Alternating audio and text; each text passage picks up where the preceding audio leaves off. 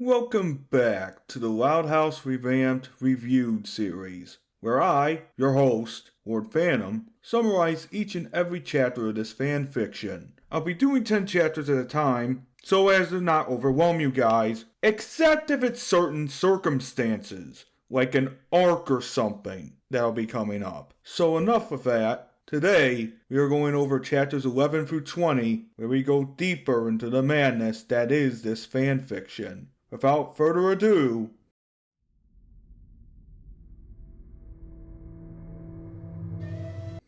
this infamous episode. This is the 5th episode of the 2nd season, and people hated this, not only because of its mean-spirited nature, but the plot itself. Lenny and Lori fighting over a dress, while the sisters try to make the house peaceful through the sister fight protocol, a protocol that has the other sisters butting in. Don't worry, I'll explain why this doesn't even work later. Also, Fareed, JD, and Lenny aren't in the original episode, if you have watched the original episode, thus making this chapter a little bit longer. This unfortunately makes Lincoln the punching bag, and this is one of many reasons why Loud House fan fictions are almost always tragic, with Lincoln either running away or dying. My god, people, this is the children's cartoon, not a soap opera.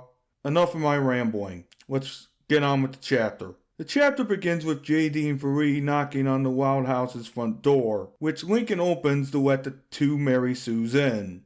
Fareed asks about where Lincoln's sisters are at, but Lincoln says they're around. Just on cue, the three protagonists' stomachs growl, causing them to go to the kitchen. When they get to the kitchen, Luna is there blocking the entrance, saying, "Sorry, dudes. Kitchen's off limits. Lori needs to cool off. She and Lenny had a major throwdown." Fareed asks how come, but Luna says it's complicated. Lincoln, however, does not care about this and says that he is hungry. JD backs him up on this, but Lisa walks on screen and tells Lincoln, JD, and Fareed to eat a bagel she found under the couch cushions. Okay, that's just disgusting and weird. Lisa then gives it to Lincoln, which he happily eats. But Lisa discovers that the bagel is covered with disgusting stuff on it. Lincoln, JD, and Fareed, hearing this, immediately go to the bathroom to throw up. When the Three Stooges arrive, however, Lana is standing in front of the bathroom blocking the door. Lincoln warns Lana not to try the couch bagel, but Lana says this: "Sorry, bathroom's off limits. Lenny is in there cooling from the fight." Lana then passes Lincoln a bucket and tells him not to knock it before he tries it. Here's what would actually happen.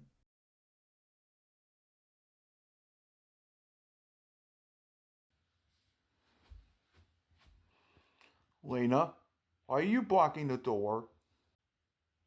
"Well, Lenny is cooling off in there and..." "Come on! I don't have time for this." "Are you serious? Are you serious? I can't puke in this. Just let me in the bathroom." Is that you, Lincoln? I could cool off somewhere else if you want me to." "Yeah. Thank you, Lenny."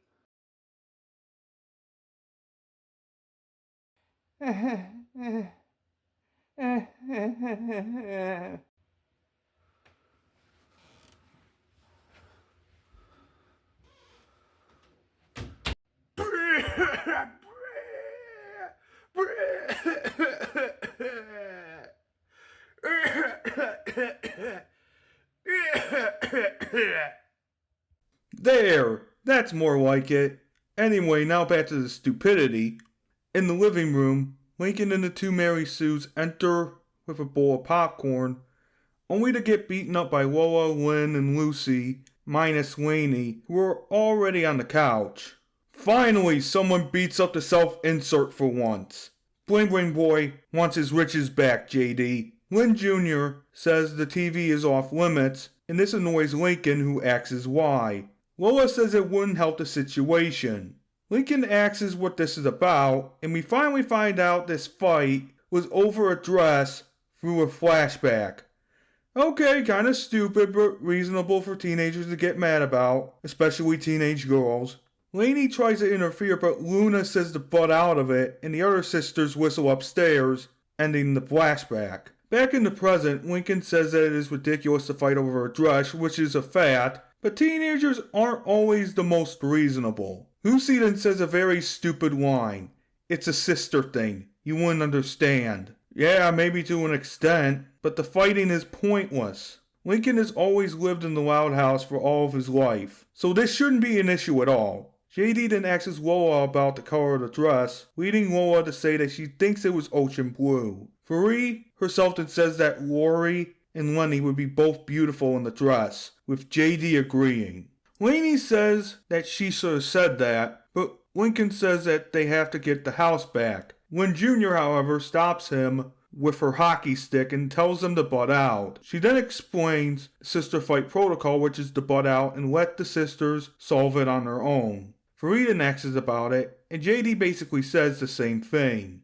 Lisa then comes out with a chart that displays the threat levels from field of flowers to erupting volcano. This doesn't happen until after a certain scene later in the original episode. I swear, this gets stupider each time. JD makes a reference to DEF CON for the sake of comparing the sister fight protocol to something. He then says how useless it really is, and then Faree, Lainey, and Lincoln agree with him. This is where I'm going to talk about the sister protocol thing. It is not exactly useful for anything except exploiting things even worse, which we will see pretty soon in this chapter. It seems like this fanfic agrees with me because they go up to Lori and Lenny's bedroom, with Lincoln saying that he doesn't like going to the bathroom in a bucket. He is reasonably upset here along with the OCs, and he does have an actual reason to be upset, so I understand his struggle. JD asks if Lincoln knew about this protocol, but Lincoln says no. How could Lincoln forget something like this? Was he always over at a friend's house or a relative's when the sisters started fighting, or did he forget? I suggest the former because Faree finds it weird that Lincoln was never told about it. Wow, this episode and chapter are really bad. Anyway, the Three Stooges reach Lori and Lenny's room, only to find out that the two sisters did cool off a little bit. However, that quickly goes down the toilet when JD makes the argument worse by butting in. Lenny and Lori's fight gets worse as a result. The gang gets out of Lenny and Lori's room, scared, and shuts the door, only to be confronted by the rest of the sisters. Lynn Jr. says, "We told you to stay out of it." JD says that they didn't get a chance to talk, which is true.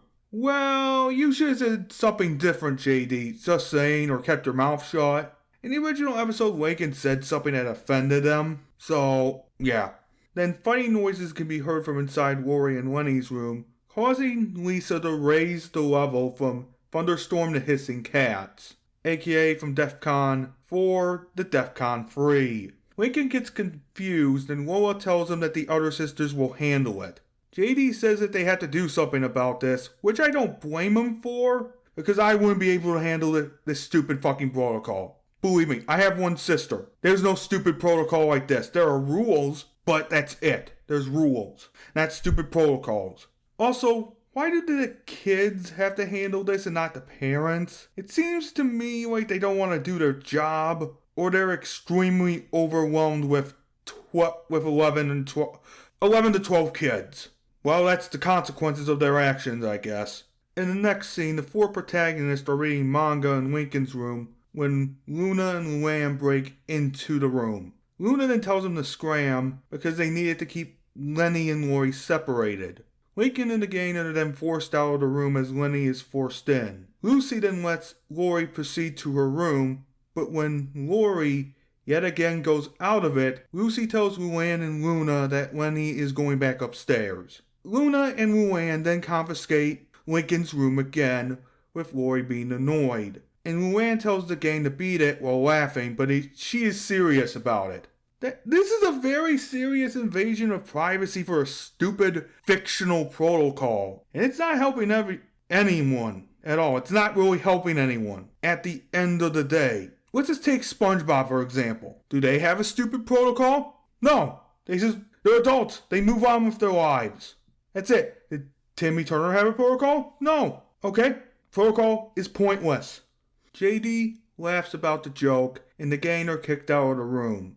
Lincoln sighs, and Marie says it's absolutely ridiculous. Fact. That is a fact. Later in the dining room, the Loud family, JD and Marie, are having dinner, but when Lori gets up to leave, Rita says this to Lincoln. Well, I hope you save room for dinner. This confuses Lincoln and Laney, but JD says if it's the protocol or not. Lynn Sr. says yup. Lori and Lenny had to dine separately. Rita then follows up with, and we had to eat with them both, so they don't think we are taking sides. Okay, what planet did you come from? Well, that's the absolute case. Okay? No. You eat with both Lenny and Lori, so you're not taking sides. It is that simple. Even a middle schooler can do that. Damn, these fictional parents are useless. But JD says this unintentionally. I'll have to see if our chef back at our mansion could give you some good recipes to go with this. Rita thanks JD for the suggestion, and Lola is impressed that he has a personal chef. JD says that he cooks all sorts of food. Don't brag about being rich. That's the last thing I would want at the dinner table before getting punched in the face and being asked to leave. In the next dinner scene with Lenny, Rita looks at a concerned Laney and asks what's wrong. Laney then says the most sensible thing in this chapter. I'll tell you what's wrong. All of this is wrong. Something's gotta be done about this. Lynn Sr. says that Lenny and Lori have to settle this on their own. But Laney also says this. But I'm a sister too. I know I can help. Siblings are supposed to be there for each other. JD then takes Lynn Sr. aside and tells him basically if nothing is done, people are gonna get hurt. JD and Lynn Sr. then come up with the brilliant plan to destroy the sister fight protocol and punish almost all the Loud sisters. The parents should have realized this sooner, especially Lynn Sr. The sister fight protocol is not efficient and is useless in the matter of parenting and discipline. So here is what they should have realized on their own.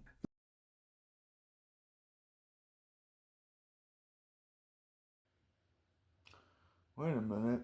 Laney is right. What, honey? What, honey? What is it?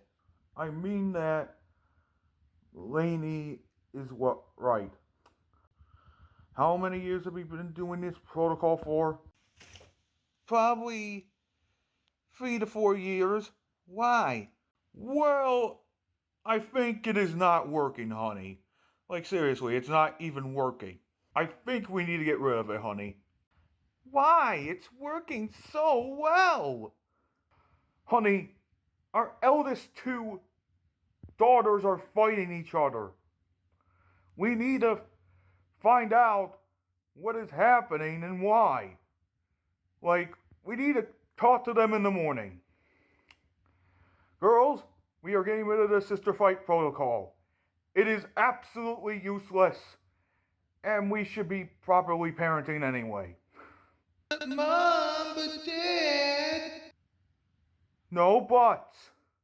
Listen to me, okay? I know what I'm doing.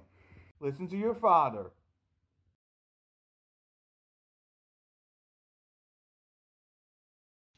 Alright, girls. Why are you mad at each other? Well, she got a dress that exactly looks like mine, and she needs to return it. No, you need to return it. Now, girls, why can't you both have the dress?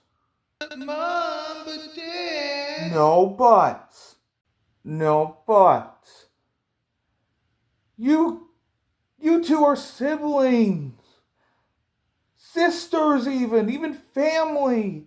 You can't let a silly dress tear you both apart.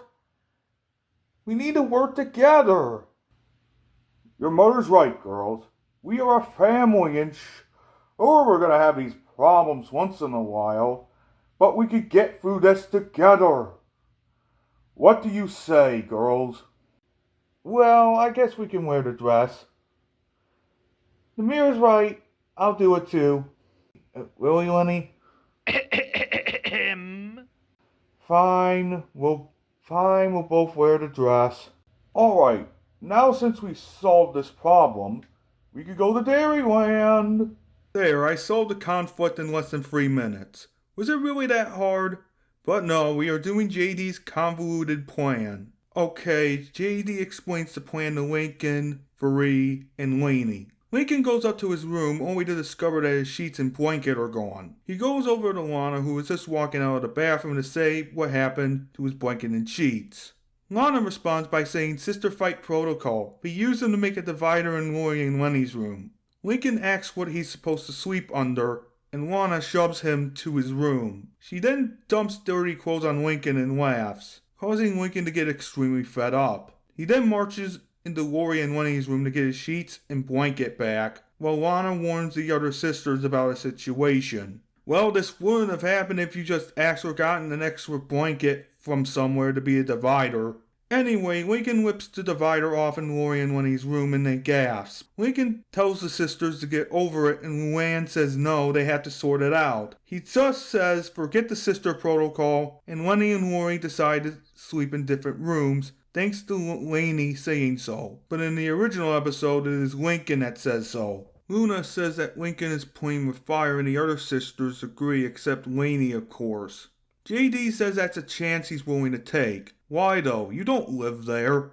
Lincoln tells JD that Lainey solves problems pretty well, and that Lori and Lenny will cool off by tomorrow. Lincoln and Lainey then return to his room to sleep, while JD tells Lynn Sr. that the first phase of the plan is completed. Lynn Sr. then proceeds with the second phase of the plan, stealing the files of the Sister Fight protocol. Then he goes back to his and Rita's bedroom, making sure it is the right thing. Lynn Sr. then tells JD by walkie-talkie that Phase 2 is complete. JD then tells Lynn Sr. to hold on to the box to await further instructions. Are you channeling your inner Sigma from Mega Man X5 or something? Because if you are, this is not the place to do it. Lynn Sr. then tells JD to go forward with the final phase in the morning. Lainey then asks if her dad got the box. JD says yes. The next morning, the four protagonists wake up, only to hear Luann and Luna arguing. JD says that the final phase of the plan is a go, and the house quickly turns to a shit show. Luna and Luann are separated along with Lori and Lenny. They use Lincoln's room again to separate them, which irritates Lincoln. JD in his mind acts like a supervillain, saying that everything is going according to plan. Can you stop acting like a supervillain for 3 minutes? Then maybe. It's getting rather irritating to my mental health. Lisa blames Lincoln for escalating things when she should be blaming JD and herself for this. Free says that the situation is DEFCON 2 now. Lynn Sr. panics like an absolute fool and boards himself and Rita up in their bedroom along with Lily.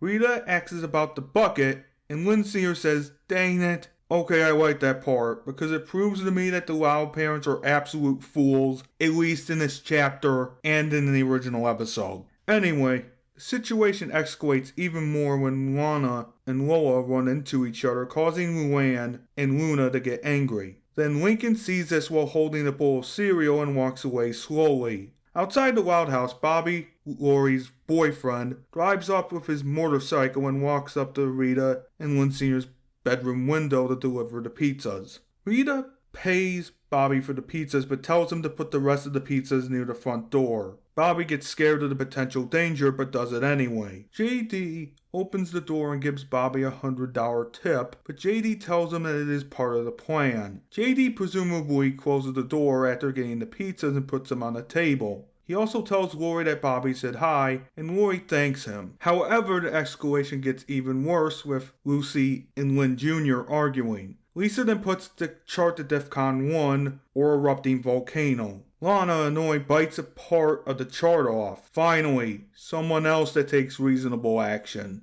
Then all the sisters, excluding Lainey and Lily, get into a fight, with JD telling Lainey to restrain the sisters with vines. Lynn Sr. and Rita finally intervene and solve the problem I did earlier. However, it felt too little too late for this to happen, because the dinner scene would have been the perfect point to stop this. Instead, though, we have the Loud sisters regretting everything after JD explains the plan to them. Every sister is grounded, except Lainey. Lincoln explains how he feels about his privacy being disrespected, and Luna and Luann apologize. After almost all the sisters are sent to their rooms, Lynn Sr. takes 4 protagonists to burn the box with the sister fight protocol in it, and it burns brightly, ending the chapter. In the original episode, however, Lincoln goes to Clyde's house and talks to Clyde. Lincoln then returns the following morning to find out that the sisters resolved everything. This unfortunately tells me that Lincoln is the electrical rod for the dysfunction in the Loud family. Remember Seahorse Seashell Party where Meg is told by Brian that she is the rod for the dysfunction in the Griffins? Yeah, pretty much the same thing, but more subtle. Now my final thoughts on the sister fight protocol is that it's so inefficient and useless that in one fanfiction called Gal Pals by Alex PV22, Lincoln just runs away and wanders the goddamn streets. Yeah, that's fucking horrible. The fanfiction is pretty good though. I would suggest reading it if you haven't. Very interesting read, I would have to say. So yeah, not a good chapter, terrible episode, moving on.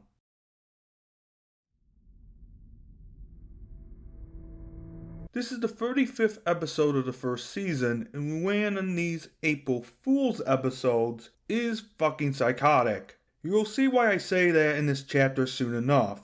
The original episode revolves around Luann being a menace to her family on April Fools because she likes pranking, and her family looks like they are in a war zone. This is for the sake of pranking people, guys, so let's get in. The chapter begins with JD and Varee coming over to the Loud House for a sleepover. I swear it's like almost every chapter thus far is them coming over to the Loud House. However, when JD knocks on the front door, Rita pulls him and Varee into the Loud House. JD gets confused but goes upstairs with Varee to find the sisters preparing for April Fools. JD says hello to the girls and asks what's up, but Luann Jr. tells them to get out before it is too late. JD then reminds her that Varee and him are sleeping over for the weekend, and asks about Luann coming to the sleepover. Lola then panics and asks if she's coming to prank them. Varee then says this, "I don't know, so that's why we're asking you."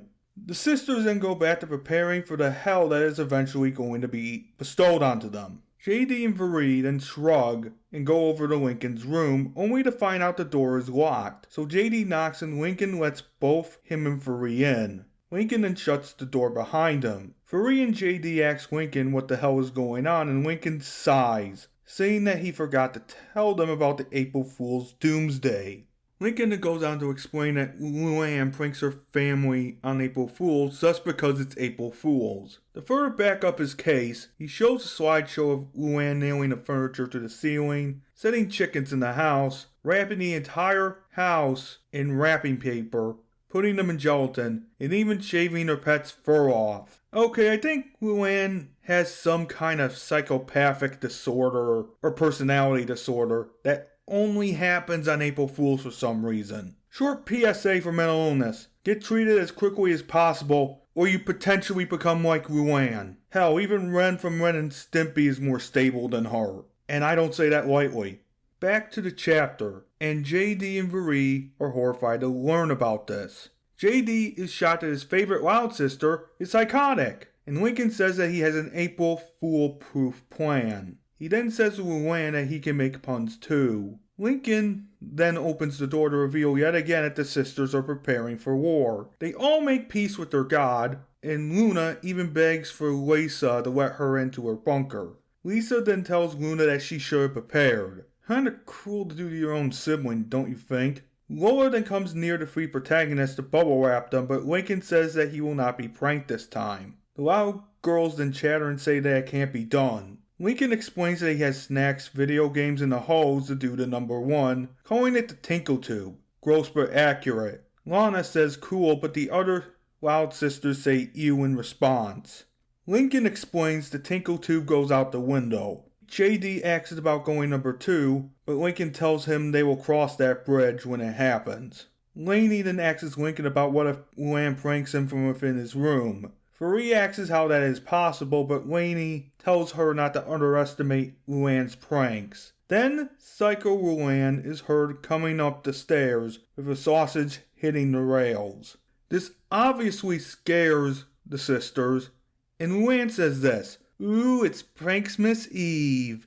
and I'm just bubbling with excitement. Luann then pops a bubble of Lola's bubble wrap and walks away. Lola is scared and proclaims that she needs more bubble wrap and a fresh pair of undies. Oh my god, this girl is psychotic. I'm just gonna say that. She's psychotic.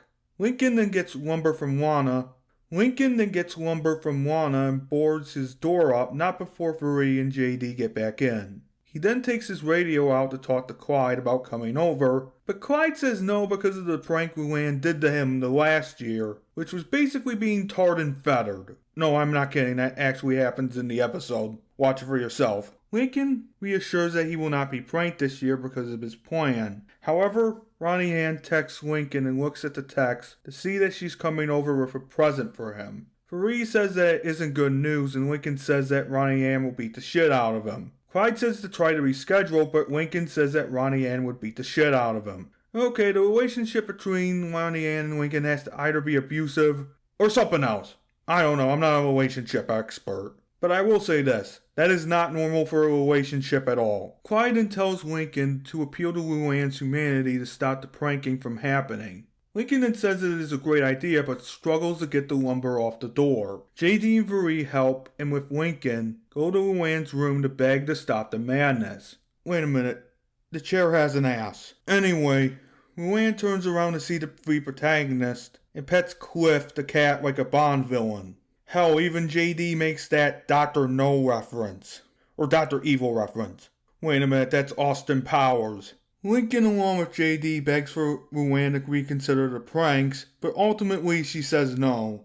The three protagonists then retreat back to Lincoln's room, and Lincoln tells Clyde that begging did not work. Then a strange meowing noise can be heard over the radio. Clyde explains that he had to put his cat into a timeout crate, giving Lincoln a brilliant idea. JD backs this idea up, and I think this is a horrible idea in practice. You'll see soon enough.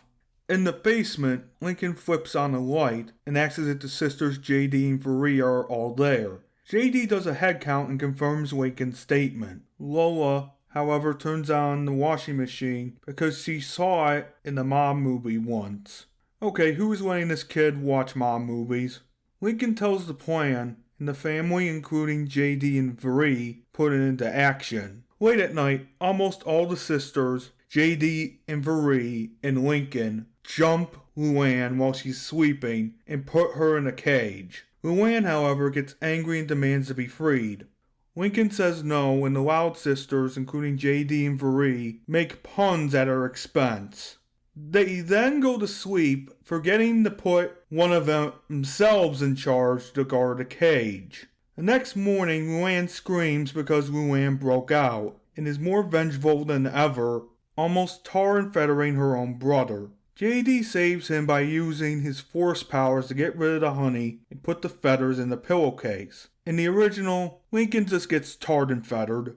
Everyone panics and goes to Lincoln's room except for the parents and Lisa. The parents wonder what happened, but Lori tells them that Luann broke out. The parents then retreat to Lisa's bunker in fear of Luann pranking them. You'd think that after a few years of this pranking bullshit, they get a spine and actually discipline their daughter. But no, she's a menace that can't be stopped apparently. Lincoln gets a text from Ronnie Ann that she's coming over. Lincoln then says, "Can this day get any worse?" before setting off another prank. However, JD saves him from being covered in dust from a taped vacuum cleaner with a trash can he finds. But in the original, Lincoln gets covered in dust from a duct-taped vacuum cleaner. Lincoln thanks JD, but comes up with an idea to de-prank the house for Ronnie Ann. Lucy says that she will plan all four of their funerals, and then the sisters board up Lincoln's room to protect themselves from Luann's pranks. Lincoln then puts on a helmet to protect himself, and the gang begins their plan by de-pranking the kitchen. They see a strange sign that points to outside, claiming the kitchen is there, but JD uses his lightsaber to cut it down. In the original episode, Lenny would have been tricked by this sign, causing her to go downtown. The gang go forward to the kitchen, only to find a boot contraption and grease on the floor. JD gets rid of the boot contraption by using the force to pull it out of the ceiling. Lincoln, however, slips on the grease and opens the door to the fridge to find a boxing glove that punches him right into the oven. This destroys his helmet, but releases raccoons that lunge in and attack Lincoln. Luann then appears and says, "I made that dish from scratch." She laughs at her brother being mauled, but no one thinks to attack or restrain her during this, like at all. Even JD should have done something here. Lainey does shoo the raccoons away with a stake, but she should have at least restrained Luann with her plant powers. This would have made the chapter a lot more bearable and give it mercy. In the backyard, the parents beg to be let in to Lisa's bunker, but before they could do so, Luann starts aiming Lily's diapers at them with a slingshot. The parents quickly sign a contract made by Lisa and get in the bunker, along with Lily. My God, these parents need to grow a backbone. Meanwhile, back inside the house, the four protagonists head towards the bathroom and discover a flour bag with a rope around it that is rigged to explode. However, JD cuts the rope and sends the flour bag flying right by Lincoln's room. The four protagonists then discover toilet paper clogged in the faucet, and JD fixes the issue. Okay, good. But where did he learn to do that? Did Lana teach him or something, or was it his dad? Fareed then says, "Nice try, Luann," but JD senses there are raccoons nearby and uses Force Lightning, forcing the raccoons to scamper away. So after all this time, JD reveals that he's actually a Sith, and no one cares to call him out for being one. Very weird. But then again, it doesn't surprise me, and it won't surprise anyone that have read the fanfiction before. In the original episode, Lincoln just gets tortured more by the flower trap and raccoon. Luann says, "Don't give up. No one likes a critter. I swear that your jokes are bad."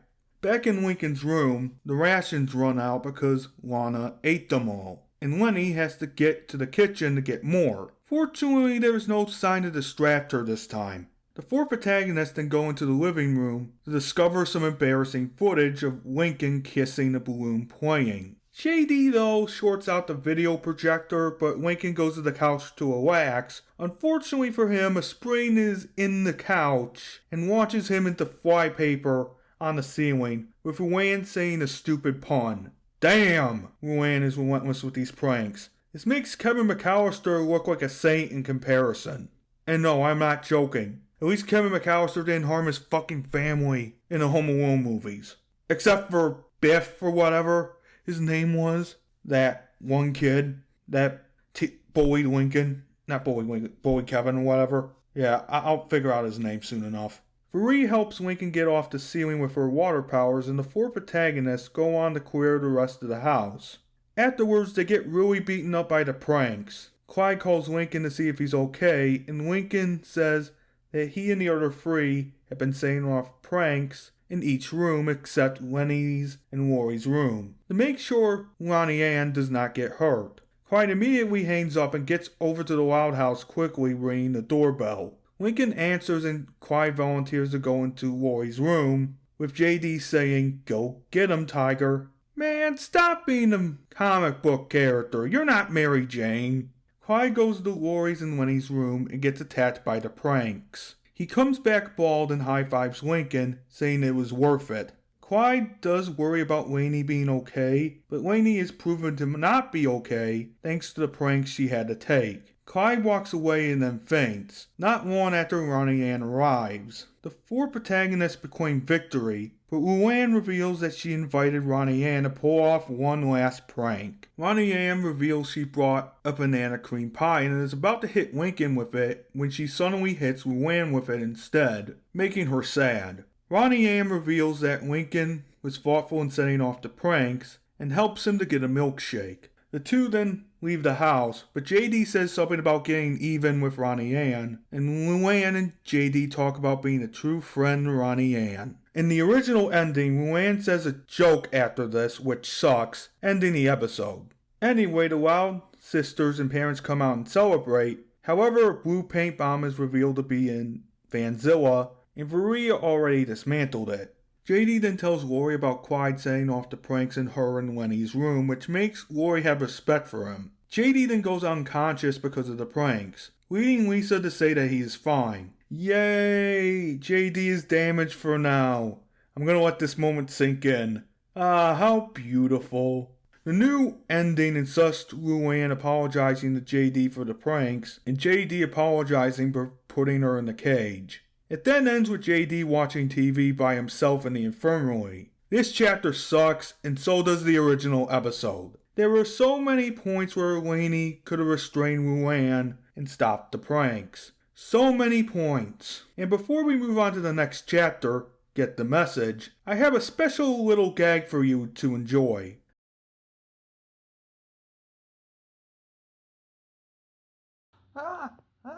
Shake it, bye. Shake it, bye. Oh yeah, so satisfying after all these years. Wait, I thought you would be mad. I have you, little miscreant.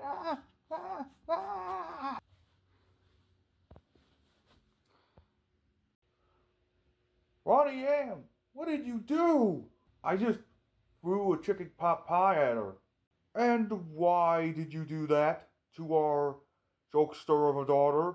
Why would you do that though? Mom, she's been pranking us for like years now. And also, I do not want to be a part of her new pranks. Besides, don't you think that this pranking is going a little bit too far? Also, what would you think would happen? You do have a point, son. Luann, once you get home from the hospital, no more pranking. Period. End of story. But it's funny. No, Luann, it is not funny. Having us almost die every 3 minutes. Okay, it's not funny. Okay? And that is final. You're grounded. Oh.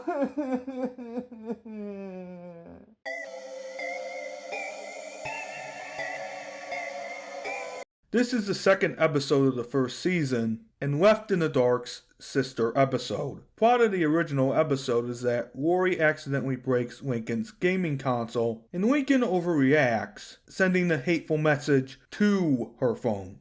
However, Lori buys him a new video game console, and Lincoln regrets sending the message almost immediately. It is basically up to him and Clyde to delete the message before Lori turns him into a human pretzel. So let's begin the chapter. The chapter starts with Marie and Lainey reading books, but then they get interrupted by Lincoln playing his virtual reality glasses with him twerking, not breakdancing. God, I hate shit like this, and it is so outdated.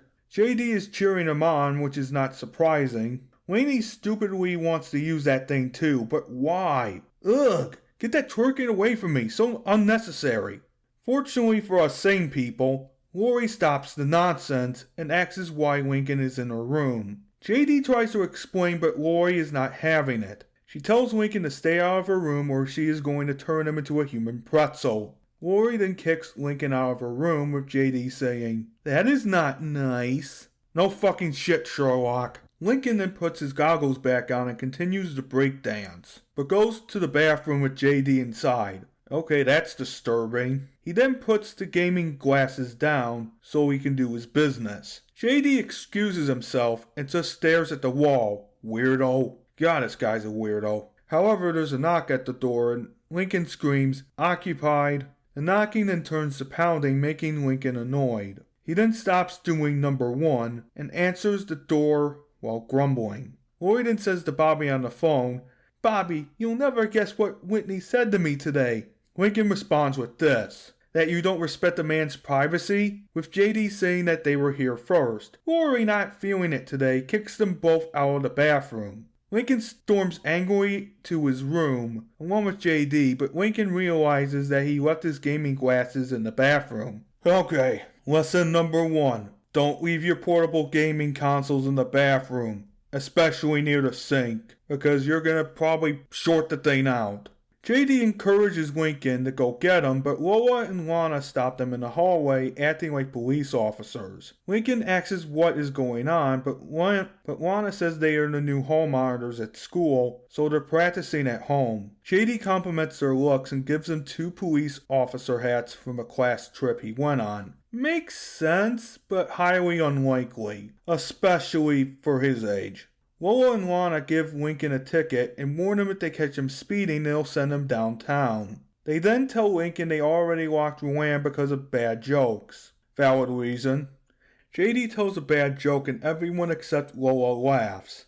Lola then screams at Luann for a bad joke, telling her 5 more minutes and to slam her. Lana asks if JD is okay after the last chapter, and JD says yes. Lola then says no more speeding. Lincoln promises not to speed, and as soon as Lola and Lana go back to their room, Lincoln immediately speeds off, along with JD to the bathroom to discover that his gaming glasses are demolished. Lincoln screams no, and then hears Lori backing out, only to immediately assume that she did it on purpose. He then screams, "Lori, you dirtbag!" in anger on the porch, only to go back into the house in defeat. Later, JD, Varee, and Clyde are told the story in Lincoln's room, and Varee says that it could have been an accident. Clyde can't believe it because he likes Lori a little too much, but Lainey comes in and asks for a spin with the gaming glasses. Lincoln tells Lainey that Lori broke it and shows the damage. Lainey asks why Lori would do that, but Lincoln says that it is because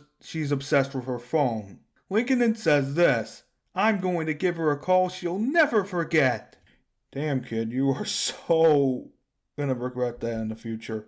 Clyde asks about what Lincoln is gonna say, but Lincoln brings out a single sheet of paper with "Why blank is the worst sister ever" on it. JD reads it and says it is too extreme. Lincoln then goes on about it being handy, but didn't know which sister was gonna get it. Lainey is exempt from this because she's the straight man of the fanfiction still, kind of. JD and Varee sense something bad is about to happen, but Luna does jam out the Lori's ringtone, which is nice. Lincoln eventually decides to leave it on voicemail, and after the voicemail beeps, JD, Varee, and Lainey decide to cover their ears. Then Luna comes in to censor the horrible words that Lincoln says on his phone. Clyde then looks in despair as Lincoln hangs up the phone. The three OCs then cover their ears as Clyde faints and Lori enters. Lori apologizes for destroying the gaming glasses and says that she bought him new ones to make it up to him. Lincoln then realizes he went overboard as Lori calls him Mr. Mature for not freaking out. JD then says, "Well, that was nice of her." JD, read the room, dude. It is not that hard. Lincoln then asks Clyde and his friends what to do, but Lincoln figures it out. The next segment is just the daydream sequence with everything going right, so we are going to skip that. The plan is basically to distract Lori long enough so Lincoln can delete the message. JD and Varee praise the plan, but Clyde applies perfume when excited to talk to Lori. Lincoln and Lainey cough, asking what kind of perfume it is. Clyde says it is his Nana's perfume. Varee suggests cologne, but that would make it unbearable for anyone near Clyde. Clyde is then handed a blueprint of the upper floor of the Loud House, but Clyde sees food stains on them. Lincoln says that they are from ketchup sandwiches he makes during blueprinting. Lainey then says not to ask when a door opens, revealing Lori. Lori then locks the door to her room with a key and a security code. What is this? A spy show? Anyway, Clyde goes over into position and screams that he's in position. Varee says that she understands as well as Lincoln. Lincoln then sees Lola writing a naked Lily a ticket, taking advantage of the situation and making sure he's silent the whole time. However, he stifled a sneeze with a diaper as Lola tells Lily that the hallway is a mandatory diaper zone. Lincoln realizes what he did and throws up, getting Lana and Lola's attention. Lainey, however, distracts Lana and Lola with Lily, but in the original, Lily was the one that distracted them. Lincoln eventually loses his grip on the doorway and falls. He and JD then manage to sneak into the vents, telling Clyde they made it. Lucy, however, is in the vents writing a poem about her being stuck in said vents. Lincoln then tells Clyde to help him to get to Lori's room. JD, before leaving, says the poem is good. Lincoln then leaves along with JD, getting to Lori's room safely. In the original episode, Lucy would save Lincoln from hitting the bathroom floor, but JD cut it out because he wouldn't be the only savior anymore. The two protagonists then make it to above Lori's room, with Lincoln saying that he has his eyes on a package. Clyde gets confused about what package, and JD says the phone is the package. JD opens the vent and lets Lincoln use a rope to get into the room. The rope, however, starts to fall apart and Lincoln asks what the rope is made of. Clyde responds that the rope is cherry licorice and that it was the only thing he could find. Lincoln then screams and thuds onto the floor of Lori's room, and this gets her attention, leading her to go up the stairs. Clyde tries to distract her, but instead he bleeds on Lori when Lori gets near him, causing her to quickly get to her room, and Varese says, "Oh, Clyde." Also, JD can't prevent the nosebleeds in this episode because he's helping Lincoln. Lincoln now can't delete the message and has to hide from Lori until he can get the phone. Unfortunately for him, Lori takes the phone when it is done charging and leaves the room. Lincoln tells Clyde that the mission is compromised, but Clyde doesn't answer. Instead, Faria and Laney say he is out of commission right now. Lori listens to her messages, which are from Bobby, and saves them. Going back to the living room, Lincoln tries to go after her but is stopped by Lola and Lana and threatens to put him in made-up jail. However, JD saves the day by releasing Luann from captivity and lets her run past the two. Lola and Lana then go after her, but in the original, Lincoln lies about it and runs away.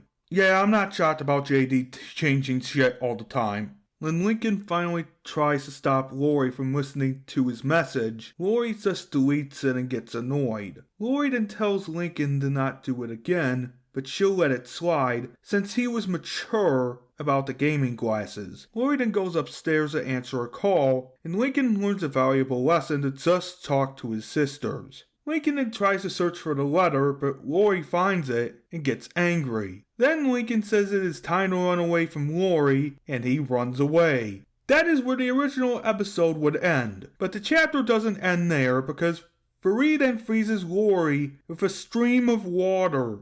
What?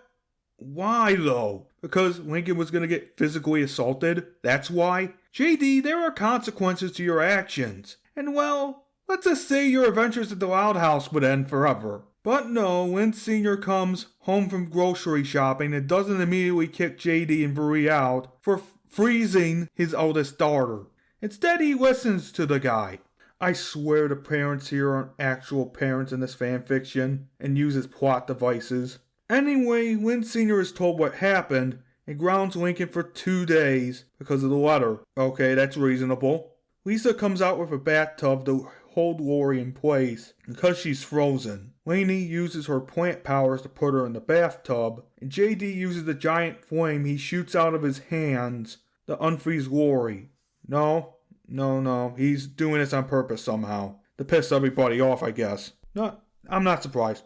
Not much to anyone's surprise, they cheer for him instead of worrying about the fire damage that is going to spread. Lynn Sr. ultimately tells Lori that she will not beat up her brother, as he had a good reason to be angry with her. But Lori reveals that Flip had been treating her like shit. Everyone agrees with Lori, and JD says that he's planning to finally take action against Flip.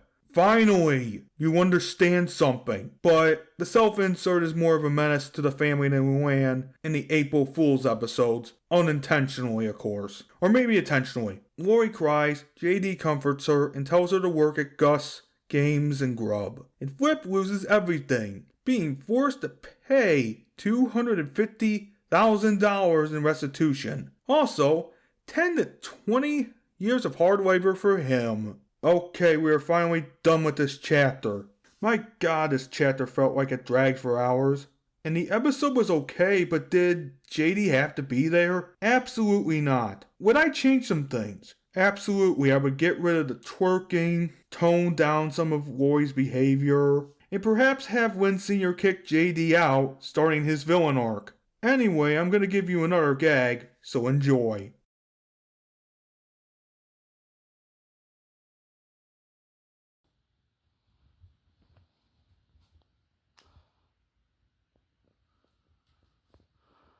Strange. Why do I hear yelling and screaming? What the hell?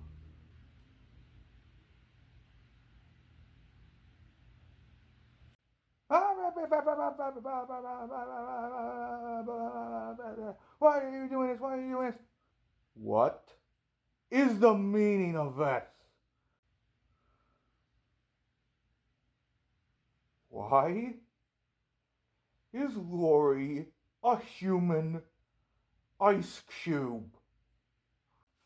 Well, Dad, Fareed over there decided to turn Lori into a human ice cube because of Lori trying to beat Lincoln up and turn him into a human pretzel. That's the reason. That's the literal reason. My daughter is an ice cube. But Lynn Sr., she deserved it. JD, you have 1 minute to explain yourself before I kick you out of this house. Well, she was bullying Lincoln, so she had to be stopped. No, that's not an excuse for what you did to my daughter, okay? JD, the next time you want to do something like this, please let me get involved, because this is not your territory. Also, Fareed, take your boyfriend with you. I don't want to see either two of you again in this house. And that's final. Also, JD, I'll be calling your parents, too. So leave. Oh, okay. Okay, children.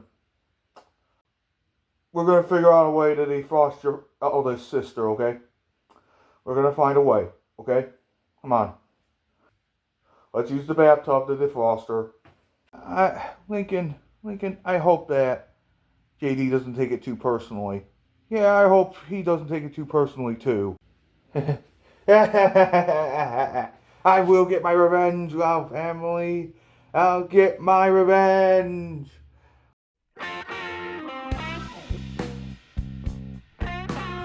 A Tattler's Tale is the 46th episode of the first season, and it revolves around Lola, the pageant girl being the tattletale, a snitch if you will. Yes, that is the plot of the original episode, but it also involves telling secrets. Obviously Lola isn't in this club because of her being a snitch. But let's check out what JD did to this episode and see if anything really changed. The chapter begins with the Loud siblings in Lori and Lenny's room doing their one character trait things, along with JD and Fareed reading books. Okay, strange for JD and Fareed to be there since they're not supposed to be there in the first place.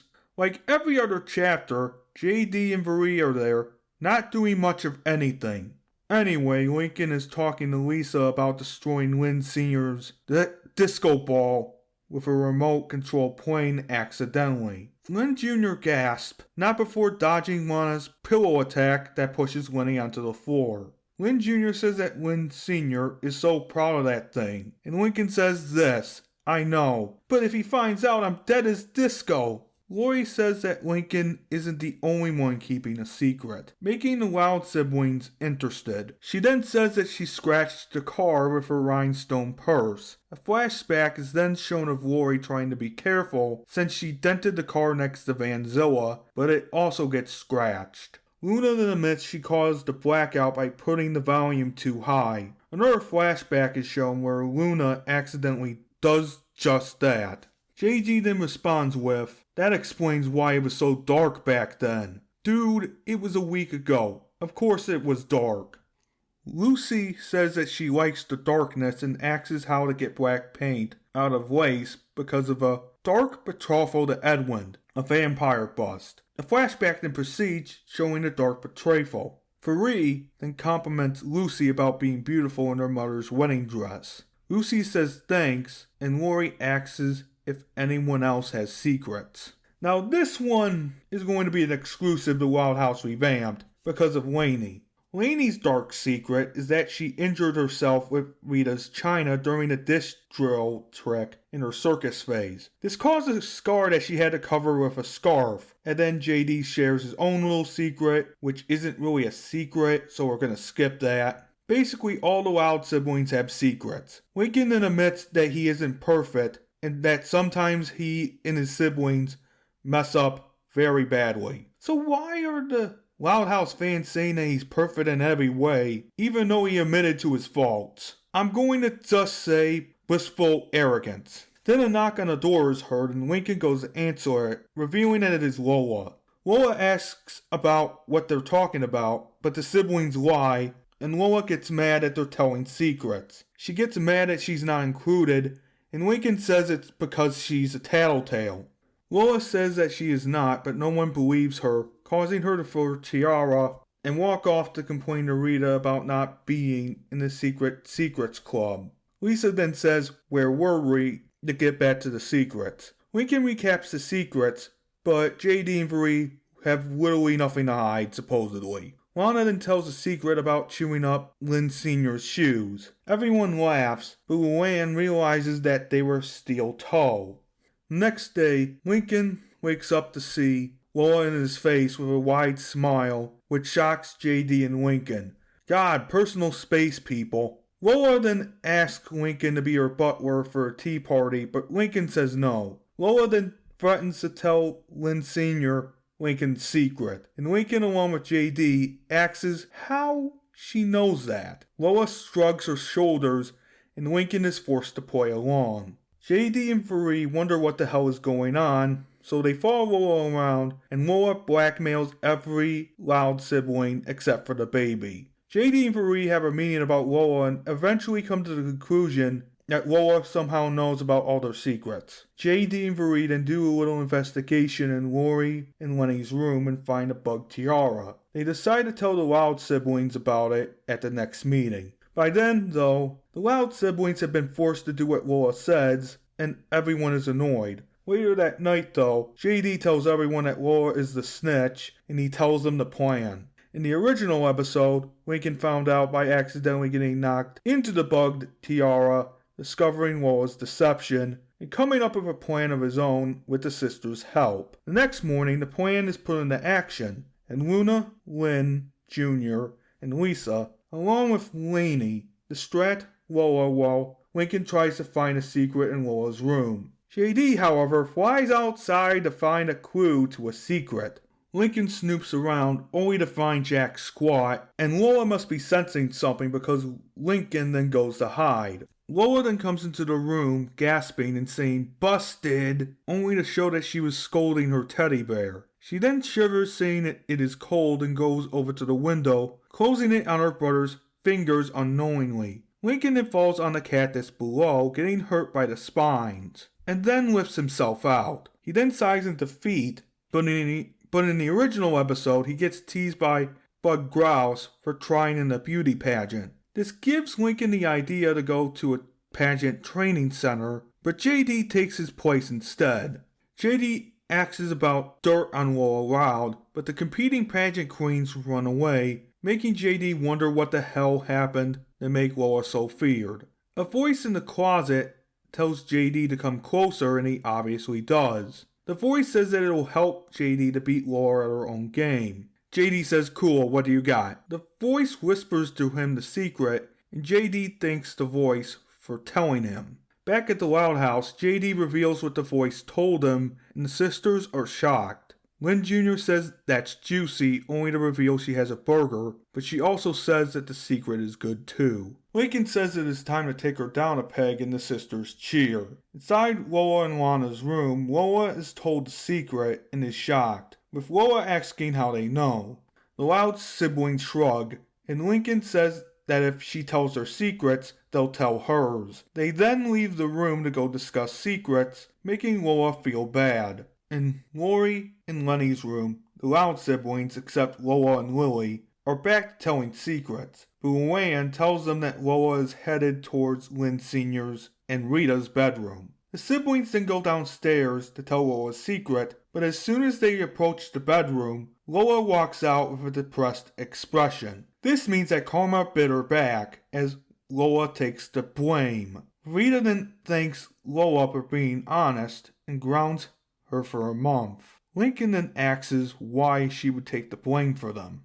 Lola then confesses that she wanted to be in the club, but felt like she needed to blackmail them to be part of it. She even takes the blame for Lainey, and Lainey is grateful. Lola then goes upstairs to start being grounded and work on herself. Later, however, the other siblings let her into the Secrets Club, and she has a good time. After the meeting is over, everyone but Lola leaves her room, only to proceed to tell Lynn Jr.'s secret to stuffed animals. It then ends with Lola Loud breaking the fourth wall and saying, "What do you expect? I'm Lola Loud. It is not like they will tell anyone. She then continues telling the secret, ending the episode. This chapter was okay, but did JD really have to be there? It felt like he was shoehorned in, along with Fareed to make the story run a little longer. Maybe have JD and Fareed just not be in the chapter at all, and just have Lincoln and his siblings be the stars of the show. A Tattler's Tale is okay on its own. It doesn't need the extra elements. Is this a good episode on not being a snitch? Yes, and it should have stayed that way, period.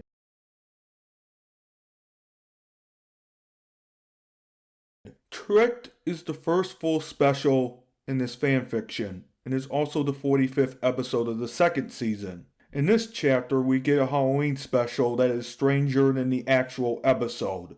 Also, this is the first instance of JD being an absolute prick to people that are slightly mean, outside the Loud family. Trust me, this will only get worse. This is going to be a long chapter to summarize, so hang on for the ride. The chapter begins with JD and Fareed walking over to the Loud House. How many times is this going to happen? I swear this happens every chapter. JD and Fareed talk about how awesome Halloween is, and then we get a close-up of Lynn Sr. screaming in fear because he found a fake decapitated head with fake blood in the fridge. Lynn Sr. then says, "I hate Halloween," and runs off screen. Lucy, however, walks on screen and picks up the disembodied head with fake blood, saying that she loves Halloween. The head then gives off a weird noise as Lucy walks off screen. Okay, Lucy is kind of weird for this, but she is the goth kid and I expect that. It then changes to the dining room where most of the Loud siblings are preparing the house for Halloween night. Lucy then walks in, giving positive criticism for her siblings on their Halloween projects. Lucy then walks in, giving positive criticism for her siblings on their Halloween projects. Luna then says, "Halloween is kinda crazy with a spooky little girl like you." Well, she's not wrong. Lenny is glad that Rita is letting Lucy do her corn maze, and Lucy says that she's been waiting for a long time to do so.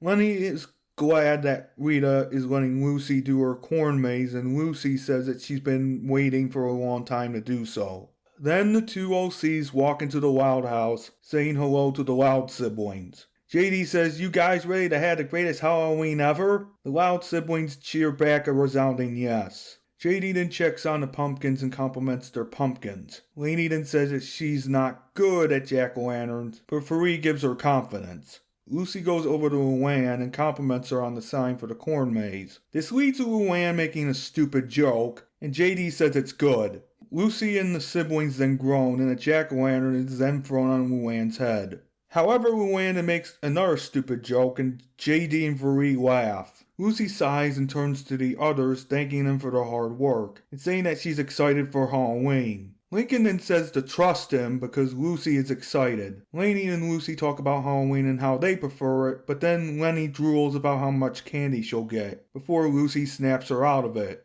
Wow. They're doing the Captain Underpants snap, aren't they? Lainey then says good luck with the maze and goes upstairs. JD and Fareed actually asks to use the bathroom and Lori says it's okay. They actually ask something for once. Thank God. The two OCs then go upstairs to change, and then static is heard. Quiet is then heard saying this. "Jack-o'-Lincoln, do you copy?" Lincoln turns away from Lucy towards the audience and says that he and Quiet have big plans for Halloween too, but tells Quiet he'll be at the rendezvous point in 15 minutes. A thump is then heard off screen with Lynn Sr. screaming that he hates Halloween. Lucy then says that he must have found the severed limbs she put in his closet. Now at this point usually the original episode would then go to Clyde and Lincoln going over their plan with the audience and encounter the bullies, Hawk and Hank. By the way, they are scared by blood, almost making them puke. They are indeed weaklings. Instead, we have an original Lainey segment where she can't choose a costume and she finally chooses the witch costume. The sun then finally sets with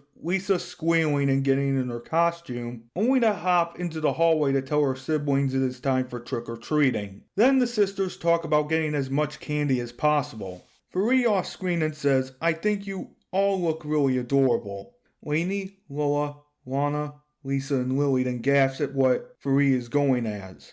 It then describes that Fareed is going as a dark side mermaid, with JD telling us that. My god, just say evil mermaid, it makes more sense. Lola asks about there being a dark side to the legend, and JD tells us lore about evil mermaids. Fareed then says, we got the idea from when we were watching Pirates of the Caribbean 4 on Stranger Tides. What? Lana says that her and her family watched the movie and thought the mermaids were scary. Okay, but is that franchise even for kids? I think it's more for teenagers at that point. Lisa also compliments her on that form, and Veri appreciates the comment. Okay, full stop for a minute. Why do I picture Rick and Morty? Of that one guy that reviews the, not use Rick's toilet or something. He reminds me of something like that. Yeah. Lola asks JD about his costume, and he says it's a surprise for the corn maze. I'm gonna say that again.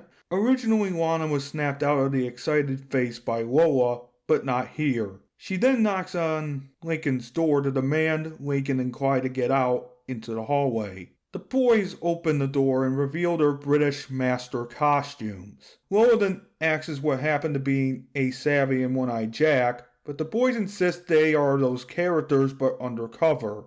Lisa then says this, boy, you guys really don't want candy this year, do you? Lincoln says that Lisa is right, but he and Clyde snickers slyly. JD and Lainey notice they are up to something, but Lola says it's probably nothing. Lena then gets excited to get some candy and they hear Lynn Sr. whimpering in the bathroom. Lola groans only to open the shower curtains to find Lynn Sr. crying. Wow, I didn't realize that a man could be scared of Halloween that much. That's not really pathetic, that's just sad. JD asks if he's okay, and Lynn Sr. says he's scared of Halloween. We get it. The guy's scared of Halloween. Lena and Lisa say they have been through this before. Fareed even gives words of encouragement to him, but he is still too scared. Eventually, the kids have to yank their father out of the bathtub, and Lynn Sr. screams in fear. Damn, that's pathetic. Clyde says to Lincoln that his father is doing better this year. Outside, the kids start chanting as a terrified Lynn Sr. walks out behind them. Lincoln and Clyde fist bump and try to sneak off, but Lola gets suspicious and asks where they're going. Lincoln says they are just going to go through the neighborhood counterclockwise, while he and Clyde nervously grin. Lisa says that it is pointless, much like their costumes. Lainey says the boys are up to something, but no one pays attention, as Lynn Sr. tells them to have fun, but he spots a loose thread on his shirt that he thinks is a spider web, but Lola plucks it off. Damn, SpongeBob is being given a run for his money here. I think even SpongeBob would tell him to man up at this point. Lynn Sr. then says if his shirt is falling apart, he guesses that he can't trick or treat. Lola does not buy it and grabs and drags Lynn Sr. as he yelps. Lainey then asks Lynn Sr. if he wants to hold her hand, and he says yes. Later that night, the OCs, Lainey and her younger sisters, are accompanied by a petrified Lynn Sr. as they begin their trick-or-treating. Nothing much happens here except for Lainey meeting Joey in a Jekyll Hyde costume, and a sweet moment where Lainey tells Lynn Sr. the kids are just kids in costumes. Lena, Lola, and Lisa get candy, while Lainey does not. JD, however, gives Lainey half of his candy, and Lainey says that he's a true friend. Fareed and JD show Lainey and her sisters, her younger sisters in particular, where they got the candy. 5 minutes later, though, Lynn Sr. faints after a slight breeze, and Lisa brings out a wagon to drag her dad along in. JD, however, senses something with the Force and sees the bullies I mentioned earlier. Lainey and JD with Fareed, I presume, run back to the Loud House and hide her candy in the basement, thus leaving the rest of the family in the dust. I think. The chapter does not make that clear enough. Lincoln and Clyde, though, run off in the bullies' direction and hear them laughing, so Lincoln and Clyde hide in the bush. Hank and Hawk then put on baby masks and head down towards Lincoln Street. Lincoln and Clyde pop out and head towards their secret candy place called Huntington Manor, not before Clyde asks Lincoln if he should talk about this adventure in therapy. I would advise to, because some things are best kept secret, and also the therapist is a man intimidated reporter. Anyway, back at the Loud House, Lucy steps out in a Grim Reaper costume and turns on the lights for her corn maze. She then tells Rita, Lori, Lenny, Luann, and Luna to take their places while improving certain things on their costumes. JD, however, does make some improvements on the costumes too, but they are not really that big. Luna actually plays well on the piano, just saying. Lucy then creeps into the maze after picking up her scythe, and JD says that he, Bree, and Lainey, along with Joey, are going to find Lincoln and Clyde. Meanwhile, Lincoln and Clyde make their way to the manor and successfully impersonate two lookalikes to get candy. It's a Halloween special, so I'll give them a pass. Later though, they are shown with a buttload of it, so it was successful. Clyde says he and Lincoln are going to have to hide the candy, so they bury it underground. JD, Bree, Joey, and Lainey then arrive, telling Lincoln and Clyde that the corn maze is starting. But when they get there, shit is destroyed. I'm talking about toilet paper on the trees, candy wrappers in the streets, and jack-o'-lanterns being smashed. Good job, you guys. You screwed over everyone on your street. Hope it was worth every piece.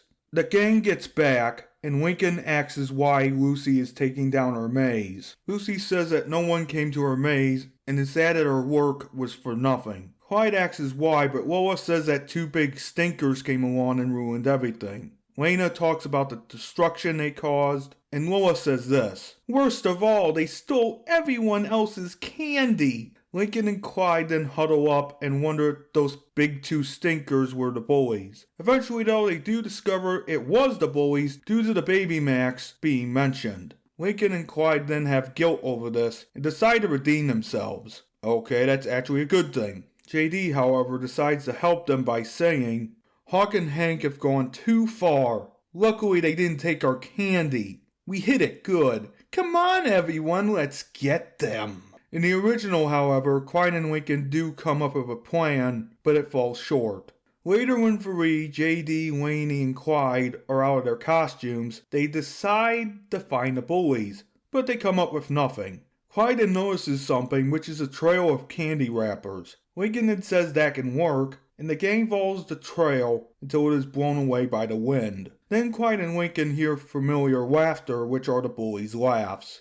JD then gets an idea and calls Lucy, telling her of a plan. The gang then gets to Hawk and Hank's treehouse, and JD, being an absolute maniac, decides to go to the base of the tree and slice it, making it fall. It then crashes to the ground, instantly injuring the bullies inside. Okay, I was kidding about that last part, but it wouldn't shock anybody. JD almost killed two kids over candy and them being mean to his friends. This self-insert is a menace to society in the fanfiction, which is basically confirmed right here. Oh God. Anyway, the two bullies get out of the rubble, and Hank gets upset about the treehouse being destroyed. JD then gets their attention, and Hank asks what the hell he's doing near the treehouse. JD himself decides to start a mini-boss fight with the bullies, and wipes the floor with them instantly. The gang then escape back to the Loud House, with the bullies chasing them. On the way though, Jay and Bree taunt the bullies. Okay, understandable to a certain extent, which wouldn't be a problem if you didn't just act like a psychopath. When the gang gets back to the Loud House, Lincoln and Clyde duck into corn plants and lose them. The bullies, however, get lost in the corn maze, and then a wonderful song plays with Luna playing her organ in the background. I won't spoil the song, but it is actually pretty good.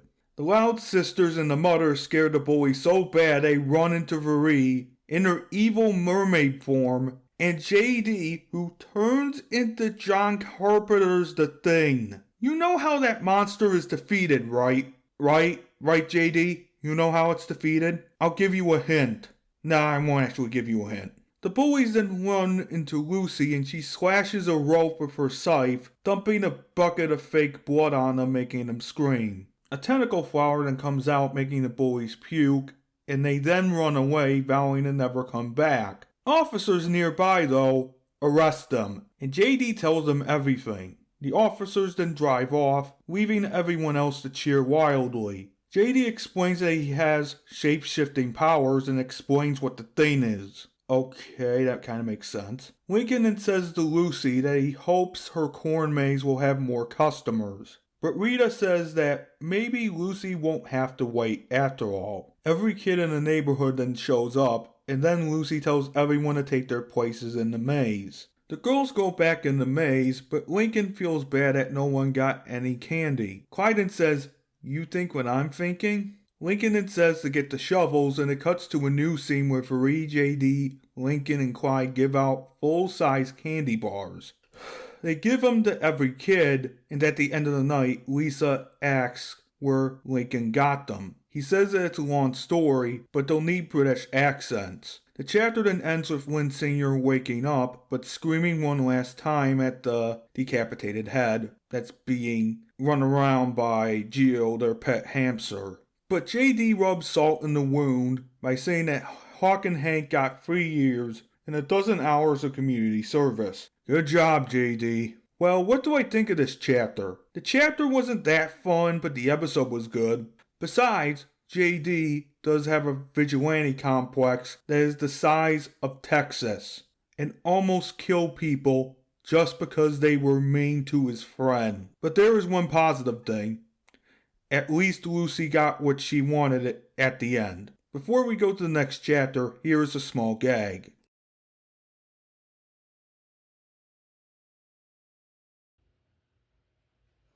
Oh man, we may not make it out alive.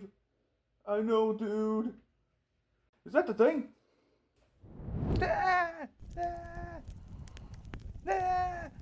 Wait a minute. I didn't know that JD was the thing. Oh God! Well, at least we're not at risk of dying anymore.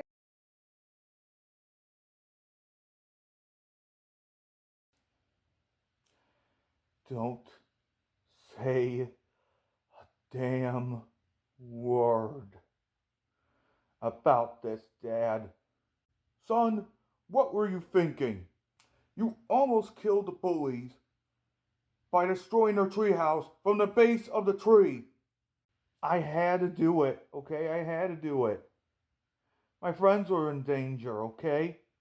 No, it didn't need to be done. Now everybody in the Royal Woods is afraid of us.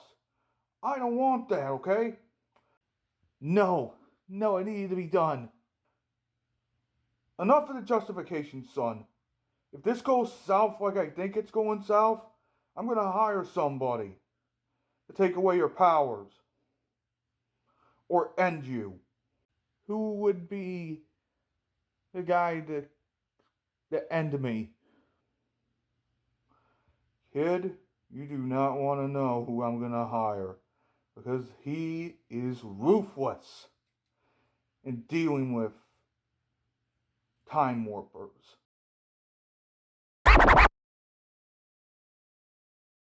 Well, we have what I call a JD original. This means that this is a chapter entirely written by JD, and it is supposed to be a fresh breath of air. Unfortunately though, this chapter is not really that great because Lori gets powers. What kind of powers? Well, let's find out and see what JD has come up with his own. The chapter begins with JD and Lincoln playing video games while Lainey and Bree are reading books. This is when Lainey gets a strange thought and asks her friends and brother something. JD lets her speak after pausing the game, and Lainey asks about if there are other diamonds out there like she encountered. She also wonders what it would be like if her family got powers. Faree and Lincoln say that it would be awesome to see. And this, my friends, is when shit gets even worse. Late at night though, Lori is trying to sleep with a nasty storm of wind outside, but her window breaks, sending shards all over the place. The family hears this and immediately checks on Lori. They find her in a tornado of blue wind, which oddly does not pick all of them up and throw them against the walls. Lainey says that is what happened to her in Grand Venture State Park. The tornado then disappears, and Lori is put gently to the floor, confusing her. She asks what happened and gets up, only to feel a pain in her back with blue angel wings sprouting from it. Lori then shoots a blast of wind into the wall, damaging the room. Lainey seems to be impressed that Lori has wind powers. Lori says, "I do?" and blasts a shot of wind outside at a tree, blowing some leaves off. She then asks why her back is so heavy, and Lana and Lola say it is because she has wings and an angel, apparently. Lori then looks at her back, seeing the angel wings, and then screaming in horror. Lincoln then gets a brilliant idea to call JD about this, and not wait until the next day to tell him. Anyway, JD and Varee come over, and Lincoln tells JD what happened. He then gets out that stupid book and says to Lori that her wind powers were given by the wind of Guy-O, a wind spirit in Iroquois mythology. JD then says that every 200 years, this spirit will give wind powers to the descendants of the Iroquois. Question: the Iroquois lived in modern-day New York, so how is that possible? They live in Michigan. Lynn Senior then reveals that he's part Iroquois, which is debatable at best because his skin is white, and also the genetics would just have him be 1/16 for one whatever. Lisa, with advice from Varee, gives everyone in the Loud family a petri dish to spit into. Everyone does so, and Lisa says, "I'll have the results first thing in the morning." The next morning, Lisa calls the Loud family into the kitchen along with Varee and JD, who should not be there. The results are 45% Iroquois, 22% British, 15% Norwegian, 10% German, 7% Irish, 6% Icelandic, and 5% Scottish. The Louds are shocked, and everyone didn't realize how much history they have. Lynn Sr. reveals that he moved from Harlem, New York 30 years ago. What? That doesn't... Okay then.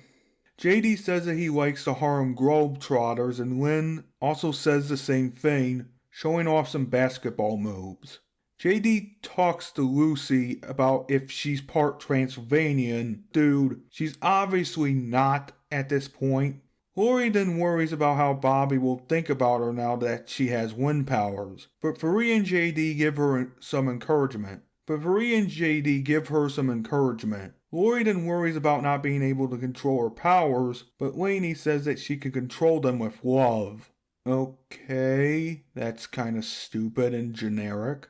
Lori thanks Lainey, and Lincoln says to call over Bobby and Ronnie Ann. Bobby and Ronnie Ann come over, and the Loud family, along with JD and Varee, tell them everything. Lori and Bobby kiss, and the chapter ends. This chapter is okay, but it is as sappy can be. It is still not a good chapter, but way better than JD trying to beat up people for no reason. Let's move on to the next chapter, which is...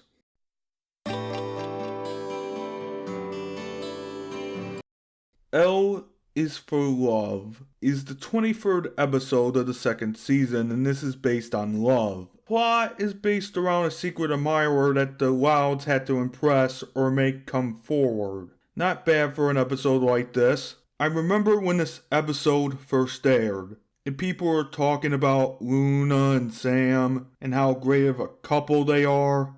Those were some good times, but then the ugly side of the fandom came out and ruined it for everybody. To remind you guys, I never watched the show, maybe clips or fan animations. That's about it before I started watching episodes of it. Let's start this chapter before I start getting more off track. It begins with JD and Varee heading over to the Loud House when they see Lincoln skimming through his mail. Then, Lincoln discovers a mysterious letter in the mail and calls for an emergency sibling meeting. JD then says this while he and Varee are running towards the Loud House. "Wait for us!" No, JD. Stay out of it. You and Varee are just friends with them, not siblings. You shouldn't even be there, so wait.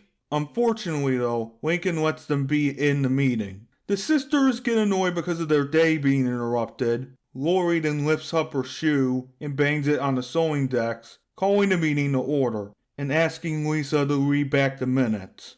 However, Lincoln crumples up the paper with said minutes and throws it aside. He tells them to forget about it and reveals a love letter addressed to an L. Loud. This makes the sisters gasp, but Lana chokes a little bit and then swallows some gum she was chewing on. Lori takes the letter from Lincoln and opens it, which says this: Dear L. Loud, day after day I hope and pine, I'm too shy to come forward, but I wish you were mine. Signed, your secret admirer. Lynn Jr. does have a good point by saying it could be any one of the siblings. Lori says it is clearly from Bobby, but Luann says it could be any one of them. Lincoln says that it can't be from Ronnie Ann, since she only gives hugs in person. Flashbacks then happen with the Loud sisters and their crushes in interesting ways, like Luann being a mime or Lana being handed a tool by her crush. They then all dreamily sigh, except for Lainey, who has a flashback of her own, which is dropping a paintbrush, but her crush Joey picks it up for her. That's reasonable. The flashback then ends with Lainey blushing. Lena then calls Lainey out on confessing that she likes Joey. Lainey, though, says that she likes him, not loves him. Lori then says how they are going to figure which sister the letter is for. JD suggests walking all over town and asking, but Fareed says that will take too long. Wow, somebody's sane for once. Lucy suggests sending their crushes signals to get a second letter, and JD agrees with her. Lori asks how she knows all of this, and Lucy says that vampires send a lot of secret letters and are very passionate, but are very insecure. JD and Fareed agree with her, and Lori says that is what they'll do, with Lainey saying there is one way to be sure. The girls send their signals, and at the next meeting, most of the girls have sent their signals to their crushes, but Lena did something a bit reckless. Okay, she did it very recklessly. A flashback then shows that Lana put turbo engines on her crush's bike and had him screaming for his life. JD says that's crazy. Yeah, it is crazy. Lainey then says, I don't think that is much of a signal, but a restraining order waiting to happen. More like a criminal case waiting to happen. Let's be realistic. Lori asks Lainey about Joey, and Lainey worries that she was too clingy. Okay, that's typical of any person growing up. Lori then congratulates the sisters, only for Luna to come in with the second letter. Lori opens the letter, but finds a rose inside, making her sisters gasp. Lena then swallows her gum again. Lori reads the letter. Roses are red, they brighten our town like your sweet smile, and your hair, which is brown. This upsets the blondes in Lincoln, but excites the brunettes. Lincoln says this. So the secret admirer contest is down to Luna, Luann, Lynn, and Lisa. 4 of the brunettes cheer, but Lainey does not. Lainey then asks Luna why she isn't cheering, and Luann follows up with Luna, never telling about the signals he gave Sam. Luna says that Sam is out of her league, but her siblings say that is not true. Lori then asks for the next step, and Lucy says that the girls need to have a token of affection, and in return, there would be a third and final love letter requesting a place to meet up. The brunettes start cheering, and Lola, wearing a fake brown wig, says me free, but Lena snatches it off, catching her in the act. JD then says that Lola has a lot of determination. Really? You're gonna say that? Oh, God. The next day at school, Lainey meets Joey in the hallway and drags him to the cafeteria to reveal a mashed potato statue of him. Okay, that's impressive. But Joey says he likes the statue, but he doesn't like mashed potatoes. Yeah, everyone has their own taste. Then Lainey smacks herself on the head, calling herself stupid, but the lunch lady appears and throws the ladle at her, only for JD to come out of nowhere and catch the ladle. JD, you're not an anime character, okay? This is not an anime, okay? This is not Powerpuff Girls. This is Loud House we're talking about. Anyway, JD turns the lunch lady over to the principal and gets fired. I think that's the case anyway, so yeah. The other siblings give their own token of affection except for Luna, who yet again gets cold feet. She says to herself that she is the owner of a lonely heart. I get it, confessing your love for someone is tough. It is always tough when that same person rejects you. Life is not an easy journey. It is a very difficult one with road bumps and holes. Later in the living room, the Loud siblings have another sibling meeting and Lori asks that the brunettes deliver their tokens. Luna and Lainey, however, are in a different boat. Lainey, after being asked by Lincoln what's wrong, tells her siblings what happened. Lincoln asks JD about why he got the lunch lady fired, and JD says what she did was child abuse. Technically you're right about this, man, but you're not an anime character, bro. Just fucking deal with it. You don't have to save every little person that you come into contact with. Fareed says that she made the mashed potatoes fresh again, and Lainey thanks JD and Fareed for the help. That is wasted product. You throw it away. Unfortunately, she has a bad feeling that Joey doesn't like her. No, Lainey. He likes ya. I'm pretty sure he does. The other sisters disagree, and Lori gives words of encouragement to Lainey. Lori then asks Luna if she gave her token of affection. Luna says no, and Lola grabs Luna's shirt collar and tells Luna to not quit. Lenny then screams in surprise, and Lola lets go of Luna.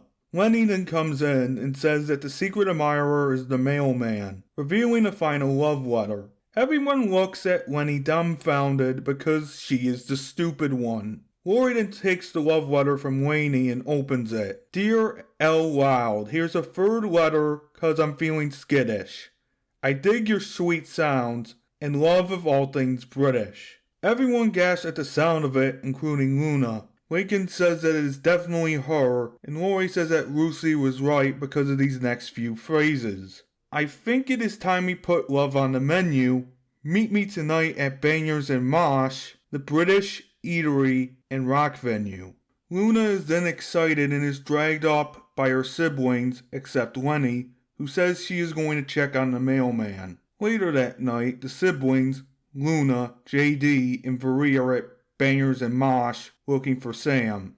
They eventually find their father and mother sitting at a table, and the parents are confused when they see them. That is not before JD complimenting Lynn Sr.'s hat. Okay, that hat is awesome. Lincoln says that Luna got a letter from Sam telling her to meet here. Rita and Lynn Sr. then clear things up by saying that the letters were meant for the latter, and that secret admirer letters are their thing. Rita explains that she was shy to ask Lynn Sr. out because she felt he was out of her league, so she started writing letters to him. This inspires Luna and the other siblings to make their own secret admirer letters. Lynn Sr. then says this is a cause for celebration, announcing he is buying meat pies for his family, but the other attendants misunderstand. Lynn Sr. then clarifies he is buying for his family. JD offers to pay for everyone and everyone cheers. This then causes a montage of the kids giving secret letters to their crushes, and lastly, Luna and Lainey. Sam notices a letter fall out of her locker and picks it up. She then opens it and smiles. In Lainey's segment, Lainey slips a note into Joey's hoodie pocket, and that's basically it. Now the epilogue is not much, just their crushes doing things they love with their respective Loud siblings. Lynn and Sam become a couple, and that thing at the end with that JD hates discrimination, that's a big old lie. Oh, you'll see, because JD is a hypocrite in the later chapters. What did I think about this chapter? This chapter is okay, the episode is good, but JD shouldn't have been in it, period. I think that the Loud siblings would have been fine on their own without him and Fareed. And he is just an annoyance. Lainey's segments were good, and felt like they were actually part of the episode. I also noticed that Ronnie Ann was there at the end instead of Paige, because JD might like that pairing or something like that. That should have been taken out too. So yeah, that's what I think about the chapter. Let's move on to the next one. And boy, it's another April Fool's episode.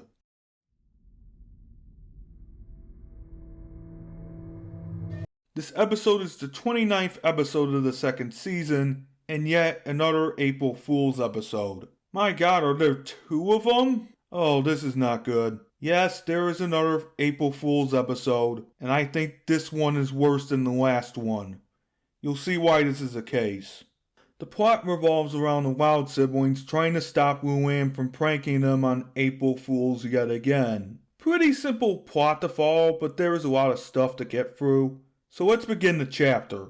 It begins with the Loud siblings along with JD and Varee, except for Luann, talking in Lori and Lenny's room about how to deal with Luann.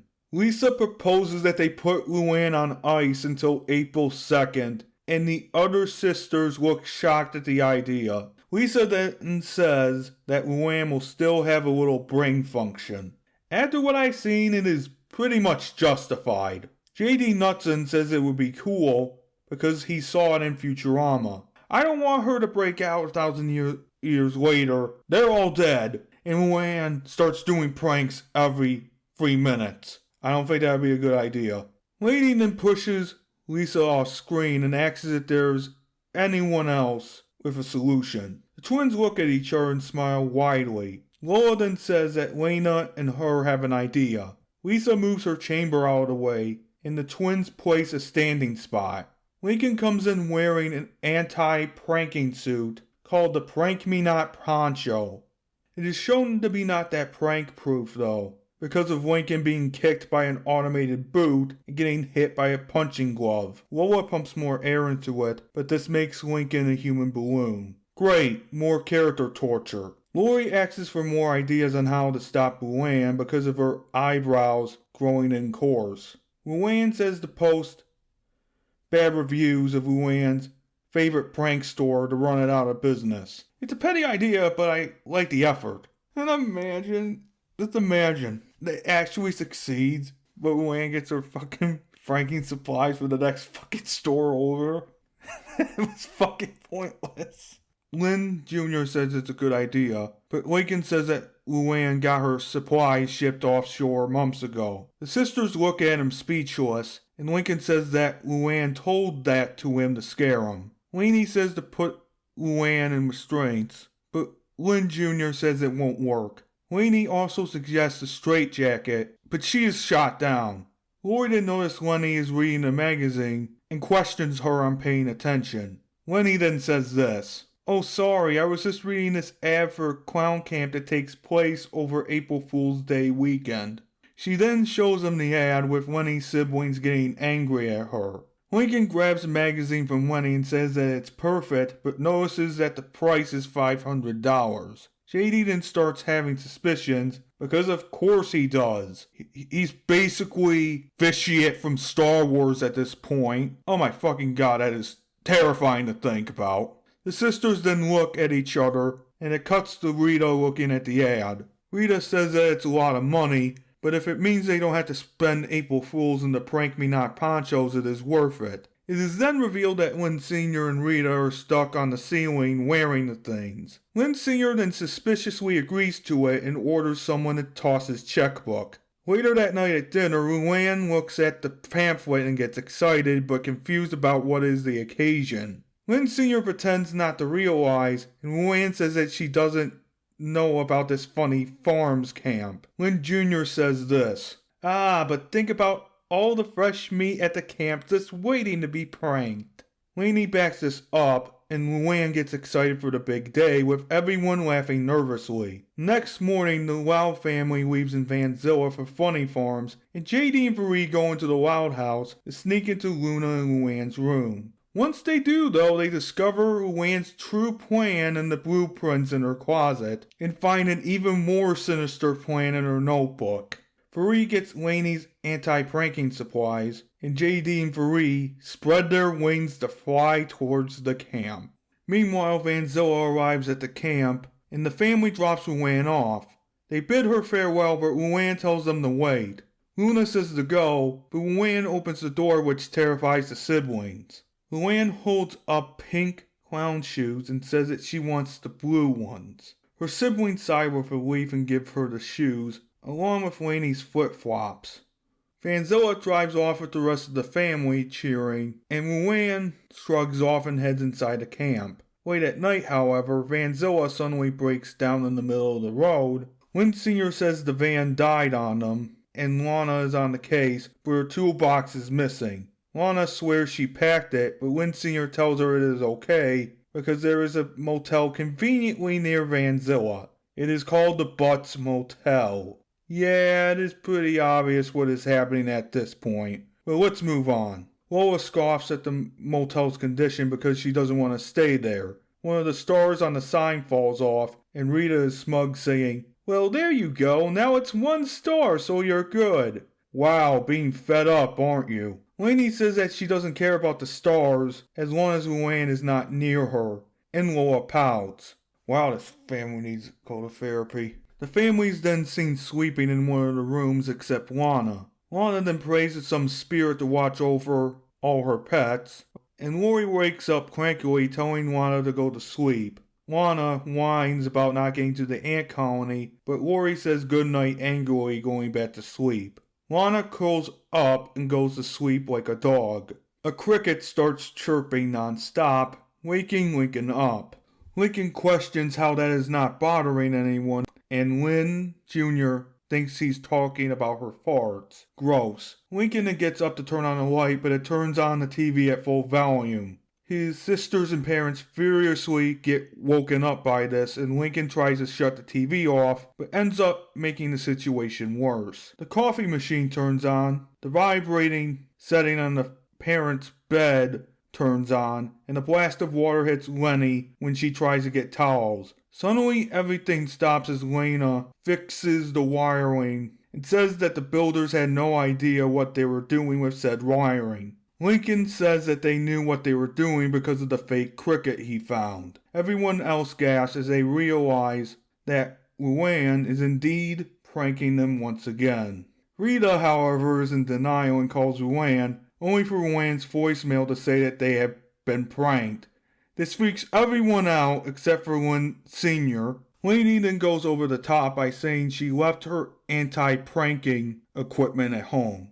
Okay, I'm going to summarize the original ending very quickly here. Nearly everyone in the Loud family gets pranked, and these pranks are like really dangerous. Lisa gets stuck in the wall due to a flimsy mattress. Luna gets stuck in gelatin. Lenny goes flying due to a handle on the lobby door and gets stuck on the sign. The manager gives them a new key, which leads to Lola getting gassed by skunks after opening and going into a false room. Lena charges a sanitation cart at a door and falls through the broken door that gets stuck in rhubarb pie, which she is allergic to.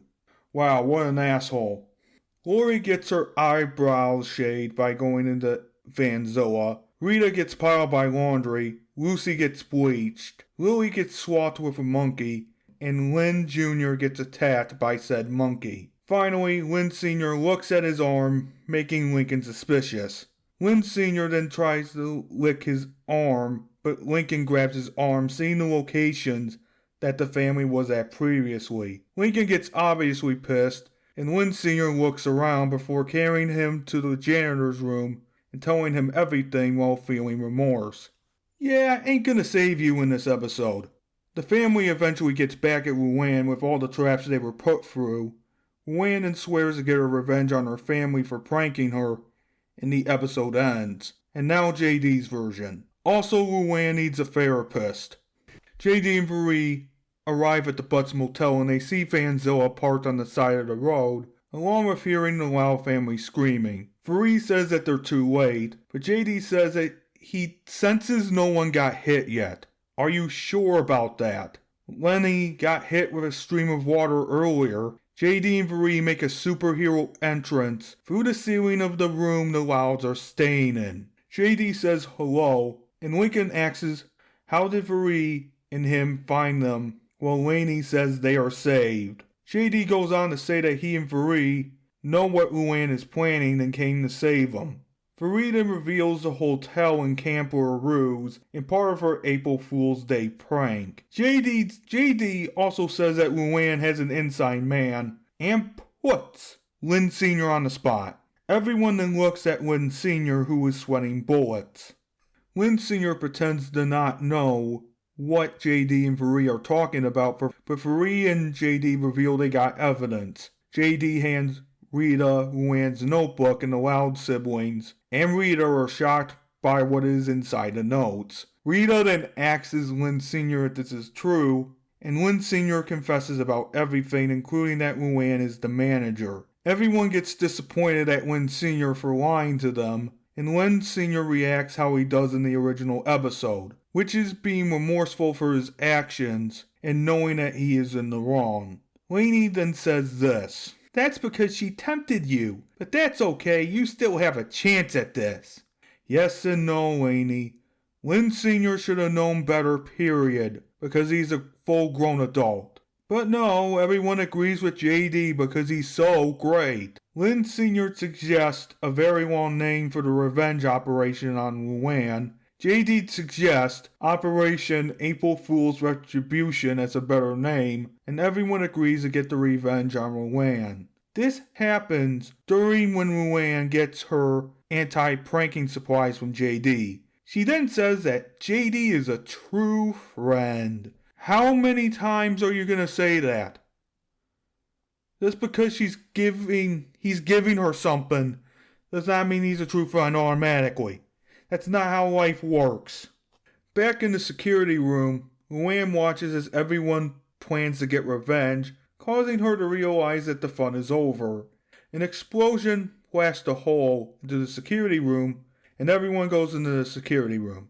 JD, Varee, and Lori say some words, and the alternate revenge then happens with Varee using rotten fish water, Lainey using her plant powers, Lena using mud globs to throw at Luann, and Lola using a dandelion perfume made by Lisa. This revenge is a curb stomp, and it is. Something weird happens next though. A drop of glowing blue water from the sprinkler system lands on Lily's head, which makes her glow and be in a tornado of pure water. This turns her into a 10-year-old and is surprised that she can speak. This also surprises everyone, and Lily gains water powers. JD then says he'll research this when he gets back home, but he finds a calendar that is off by 6 months. He says this: "It's not April, it's June! Luann duped us." Rita immediately scolds Luann through this and tells her that she's in big trouble. Finally, somebody puts her in her place.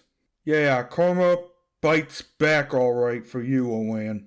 Back at the Loud House, everyone gets angry at Luann for the calendar fiasco and gets 2 months of grounding. JD looks up the source of how Lily became 10 years old, and finds out the Celtic goddess of water in Irish mythology had blessed her. Once every 50 years, she bestows her powers onto a descendant of the Irish and chooses babies who become 10 years old as a result. What, did JD bribe the goddess off screen or something? It would explain a lot though. Lynn Sr. is excited about this, but in the back of his head is screaming. Lincoln says to Lily that it must be a huge change for her. Lily says it's going to be a huge change, and that she has a lot to learn as a 10-year-old. JD and Lenny say they will help, and Lisa comes up with a theory that once Lily hits 10 years of age, she'll age again. The chapter then ends with Lily saying thank you for the help. What did I think of this chapter? This chapter was mediocre at best, and at worst felt like I witnessed another one of JD's temper tantrums. I am serious when I say that, and no one mentioned that JD and Varee broke into the Loud House to steal Luann's blueprints and notebook. Yes, I feel like it was necessary for Luann to be taken down a peg, but in the end this shows me that JD has no concept of private property, or any concept of privacy at all. He is portrayed as the hero for saving the Loud family from pranks. In reality though, he's a big menace to society, and yes, I mean the self-insert. Really pathetic. Before we move on to the second to last chapter, here's another skit.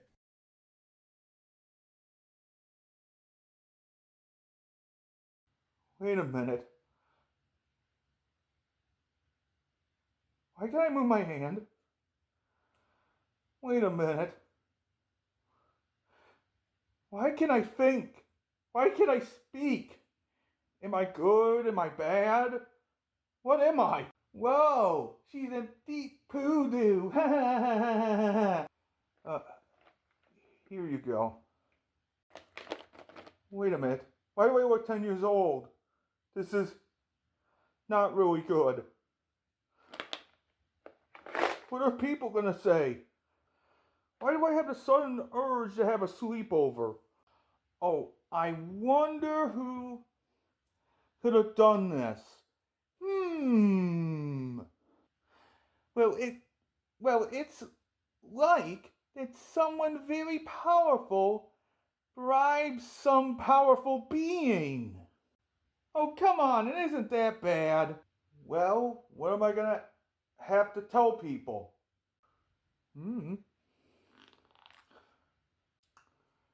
What happened to my daughter, JD? People are gonna start asking questions. Oh, here. Okay. Oh, it is the Irish goddess or Celtic goddess of water. She bestows water powers onto infants every 50 years, and that turns them into 10-year-olds. So, yeah. How long, JD? How long? I don't know. Wrong answer. Lady, let Luann go. Tell her to prank JD. Whoa. I don't want any trouble. Okay? I don't want any trouble. Well, I'm feeling full of anger. Get it? Yes, honey. We get it. Oh, I'm going to enjoy pranking you, JD. You're going to love my prank. Whoa. He's my boyfriend. So you gotta stay away. You're gonna get pranked. Okay, JD, have fun. Bree, you traitor. Oh, God. Wow. Look at her go. I didn't know you could use a whoopee cushion like that. Wow. I think we should have stopped this. Wow. The spirits really hate JD, huh? Oh, God. Wow.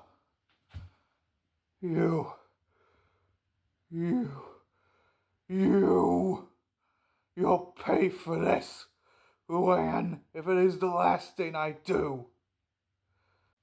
Now change my daughter back. Fine. Okay, my loving family, let's go home. By the way, Luann, you're grounded. Whew. That fight took a lot out of me. Why did you betray me, Varee? Ha! The rock. This rock.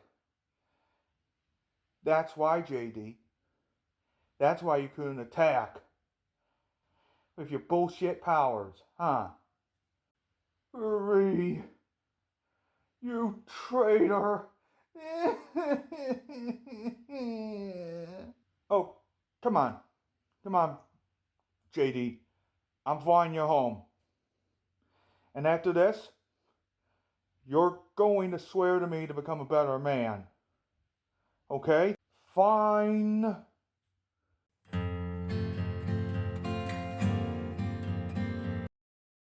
Snowboard is the 48th episode of the first season.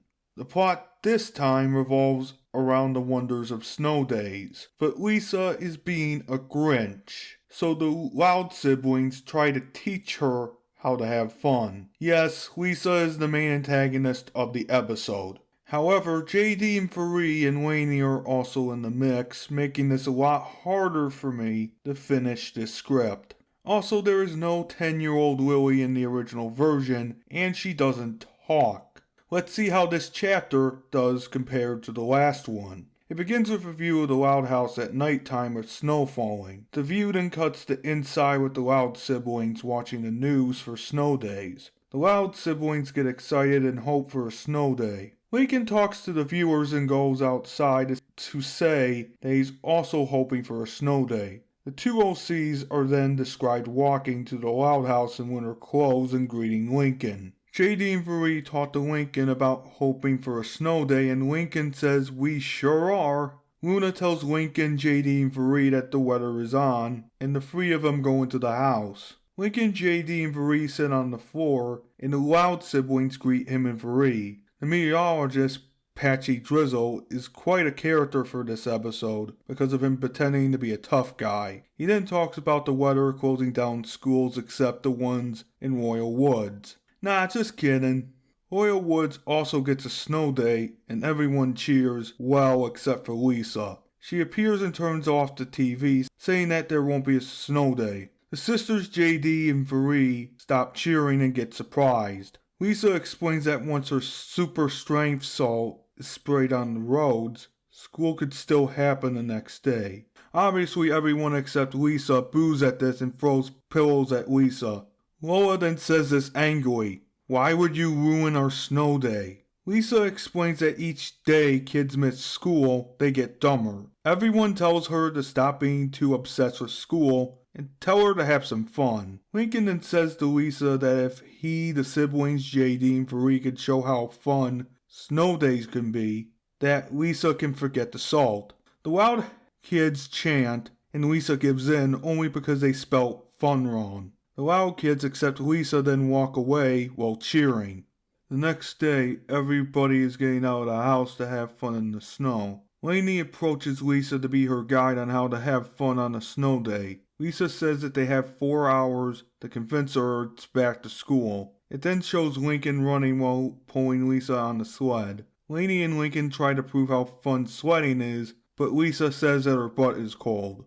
Unfortunately, the sled hits a rock, accidentally bumping Lisa off it while she yelps. Lisa then says that she is now bruised. It then switches to Lincoln finishing the snow fort, and Lincoln and Lainey try to convince Lisa to come on in, but she nitpicks the snow fort.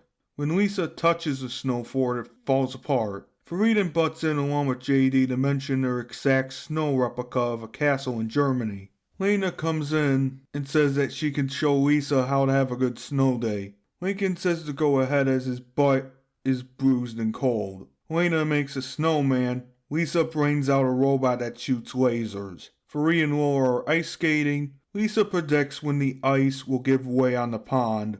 Lucy and Lainey make snow angels. Lisa complains. Luann does snow pranks on Lincoln, who she and Lisa walk up on, while Lisa acts serious about it. Lynn Jr. starts a sled on a slope, but she slips and accidentally lets the sled move away, with Lisa in it, saying that it isn't going to end well. Lisa goes really fast and gets off from her sled, screaming in panic and falling into the snow. The Loud siblings gasp and run over, and JD asks if Lisa is okay. Lisa says that she's okay, but she says that snow days are pointless and a health hazard. And now she will summon the salt gods to work for her. Her siblings scream no and complain at Lisa, but she says her decision is final.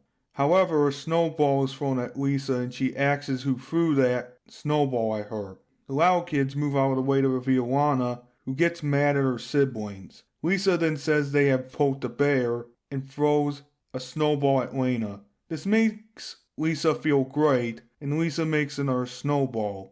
Lynn Jr. then helps Lana up with Lincoln, only for Lisa to throw another snowball at her, as well as the other siblings. Lisa then says that she's having fun, exciting everyone else to resume their snow day.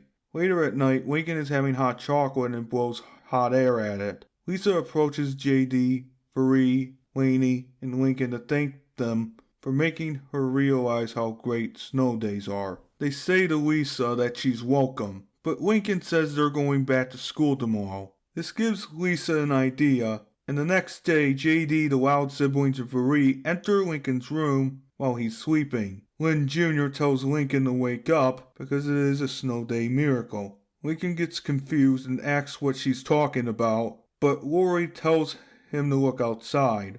Lincoln then looks outside to see even more snow, meaning another snow day. He gets confused even more, but Lisa reveals that she was responsible for the new snow day. Lincoln and JD commend her for this, and the new snow day begins. It cuts to Lincoln sliding down a hill, and Lisa starts throwing snowballs like there's no tomorrow. This makes Lincoln crash into a tree, and Lisa laughs. It then cuts again to Lana making another snowman, but Lisa fires snowballs at it, putting holes in the snowman. Lisa laughs again, and then it cuts to Lainey making snow angels, but Lisa puts a load of snow on top of her, obviously annoying her. Wow, Lisa is going total snowball effect on us, and that is not a good sign. Okay, now JD, Lily, who is 10 years old, and Viri do a sport called ice grinding, which is basically grinding on a skateboard, but in the winter time. Lisa then attacks the three with snowballs, and this escalates into a full-blown mini-boss fight. This happens when they get the brilliant idea to do a snowball airstrike. What the hell? I thought this was a sitcom, not a World War II documentary. Lynn Jr. is then seen riding her sled, when suddenly Lisa appears and throws snowballs at her, making her fly into Lincoln's fort. Lisa then comes with a bazooka loaded with snow, but wonders where her siblings and friends could have gone. The siblings JD and Viri are then shown to be in the house. They ask themselves what they did wrong and that they created a monster. Lori does say that they're safe, and Lucy says this: yeah, it's not like she can bring snow inside the house. JD then looks at something off screen and gasps, telling everyone to duck. Unfortunately, everyone gets attacked by snowballs from Lisa inside. Lisa then says that she's invented indoor snow. JD then tells everyone to run, and they do so except for him, Viri, and Lily, who get into a snow-water fight with Lisa. Lori is then described to be in her closet hiding from Lisa, talking to Bobby on her tablet about how Lisa is out of control. However, Lisa opens the door and says that she feels alive, and tells Bobby that Lori can call her back, terrifying Bobby. Lisa then shoots Lori with snow, but Lily saves the day by flying away from Lisa. Lori sees wings of pure, glowing blue water and is confused that Lily can fly. Lily says yes, and pelts Lisa with snowballs. In the original, Lori got pelted with snowballs instead. Lana tries to go to the bathroom but gets pelted with snowballs. Lisa laughs evilly, and JD gets her attention by shouting her name. He also tells her if she knows anything about respecting someone's privacy. JD then forms a slingshot and shoots snowballs at Lisa. In the original, that does not happen, obviously. Lincoln and Lenny hide in the fireplace, but Lisa finds them and shoots snow out of her bazooka. Fortunately for Lincoln and Lenny, JD uses the Force to save them. Lincoln thanks JD for saving him and his sister. It then cuts to Lucy in the vent with Lynn Jr. showing up a while later. Lynn Jr. asks if there is room, but Lucy says that there is room next to Great-Grandma Harriet. Lynn Jr. sits down, but a giant snowball appears and Lucy and Lynn Jr. run for their lives. However, Viri saves them by pulling the grate out of the vent, and Lynn Jr. thanks her. In Lainey's room, Lainey is hiding from Lisa, but is eventually found by her. Before Lisa can fire a snowball, Viri uses her water intangibility power to save Lainey. She also explains that the ability can have her or other people go through solid surfaces. Lainey says that the ability is very clever. Later at night, the Loud siblings are begging to go back to school, but Patchy says that school is still closed. This makes them groan along with Viri. Lisa cheers and prepares for another snow day, but Lincoln begs to go back to school. Lisa says no, and eventually, after more begging, Lisa gives in. Everyone cheers because of going back to school. The next day, Lisa is sitting in her salt tank, happily saying that her master plan worked, and shoots the salt mentioned before onto the road, with the Loud sisters chanting and being thankful. So this was her plan all along? Lincoln is just as confused as me, but Lainey, JD, and Viri are glad that the insane Lisa is gone. The chapter then ends here without JD making things even worse. What did I think about this chapter? Well, it is okay, but the snowball airstrike was overdoing it by a lot. I get this is Loud House's snowball effect, but really, man, that is one of the strangest things in a fanfiction I have ever personally seen, JD. If you're gonna make a fanfiction, please think about what you put in your fanfiction, or people are gonna see you as crazy. I see that this fanfiction is going to get even crazier in later chapters, so this is probably gonna fall on deaf ears. The original episode is not that bad, but it shows how one person could go crazy due to the snow days. Even though Lisa did this on purpose, I generally think she did have a good time being in the snow. I think the inside snow part could have been better. Have the snow melt after a while, showing that snow can melt, even though it is inside snow. So let's move on to the last chapter of this video before I get overwhelmed.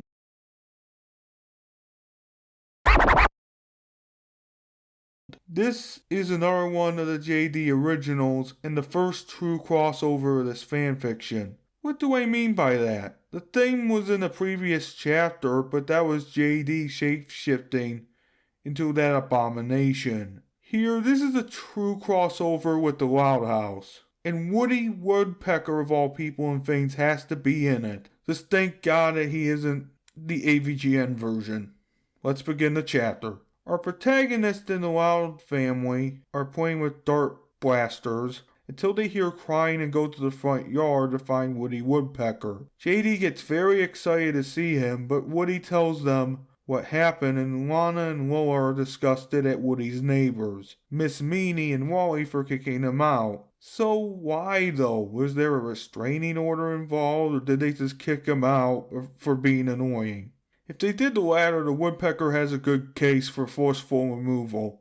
Also, the Loud siblings wouldn't know who Woody Woodpecker is. They just wouldn't, but the parents might know who he is. The Loud family, JD and Farida, introduce themselves, and JD allows Woody to stay at the Loud House without consulting Lynn Sr. and Rita first. Dude, communication is key, including asking people. Lana and JD build Woody a treehouse, and Woody thanks them, I presume.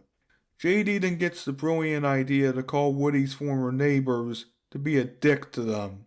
Everyone then agrees with this idea, and it goes exactly the way you think. Woody's former neighbors bitch at our protagonist, and they bitch back at the protagonist in the Loud family. It's really not that hard to see why this chapter is abysmal in my opinion. Eventually the former neighbors of Woody hang up, not before swearing revenge, and the protagonist and the Loud family congratulate themselves for being bullies, ending the chapter. Great, now I hate everyone in this fanfiction. Thanks a lot, JD, for that. Anyway, this chapter sucked because of the constant back and forth bitching, and now I'm finally done with this video. So next time we're going to be doing a little bit differently, because I'll tell you in the comments section, or the post section, or the community tab. So I'll see you guys next time.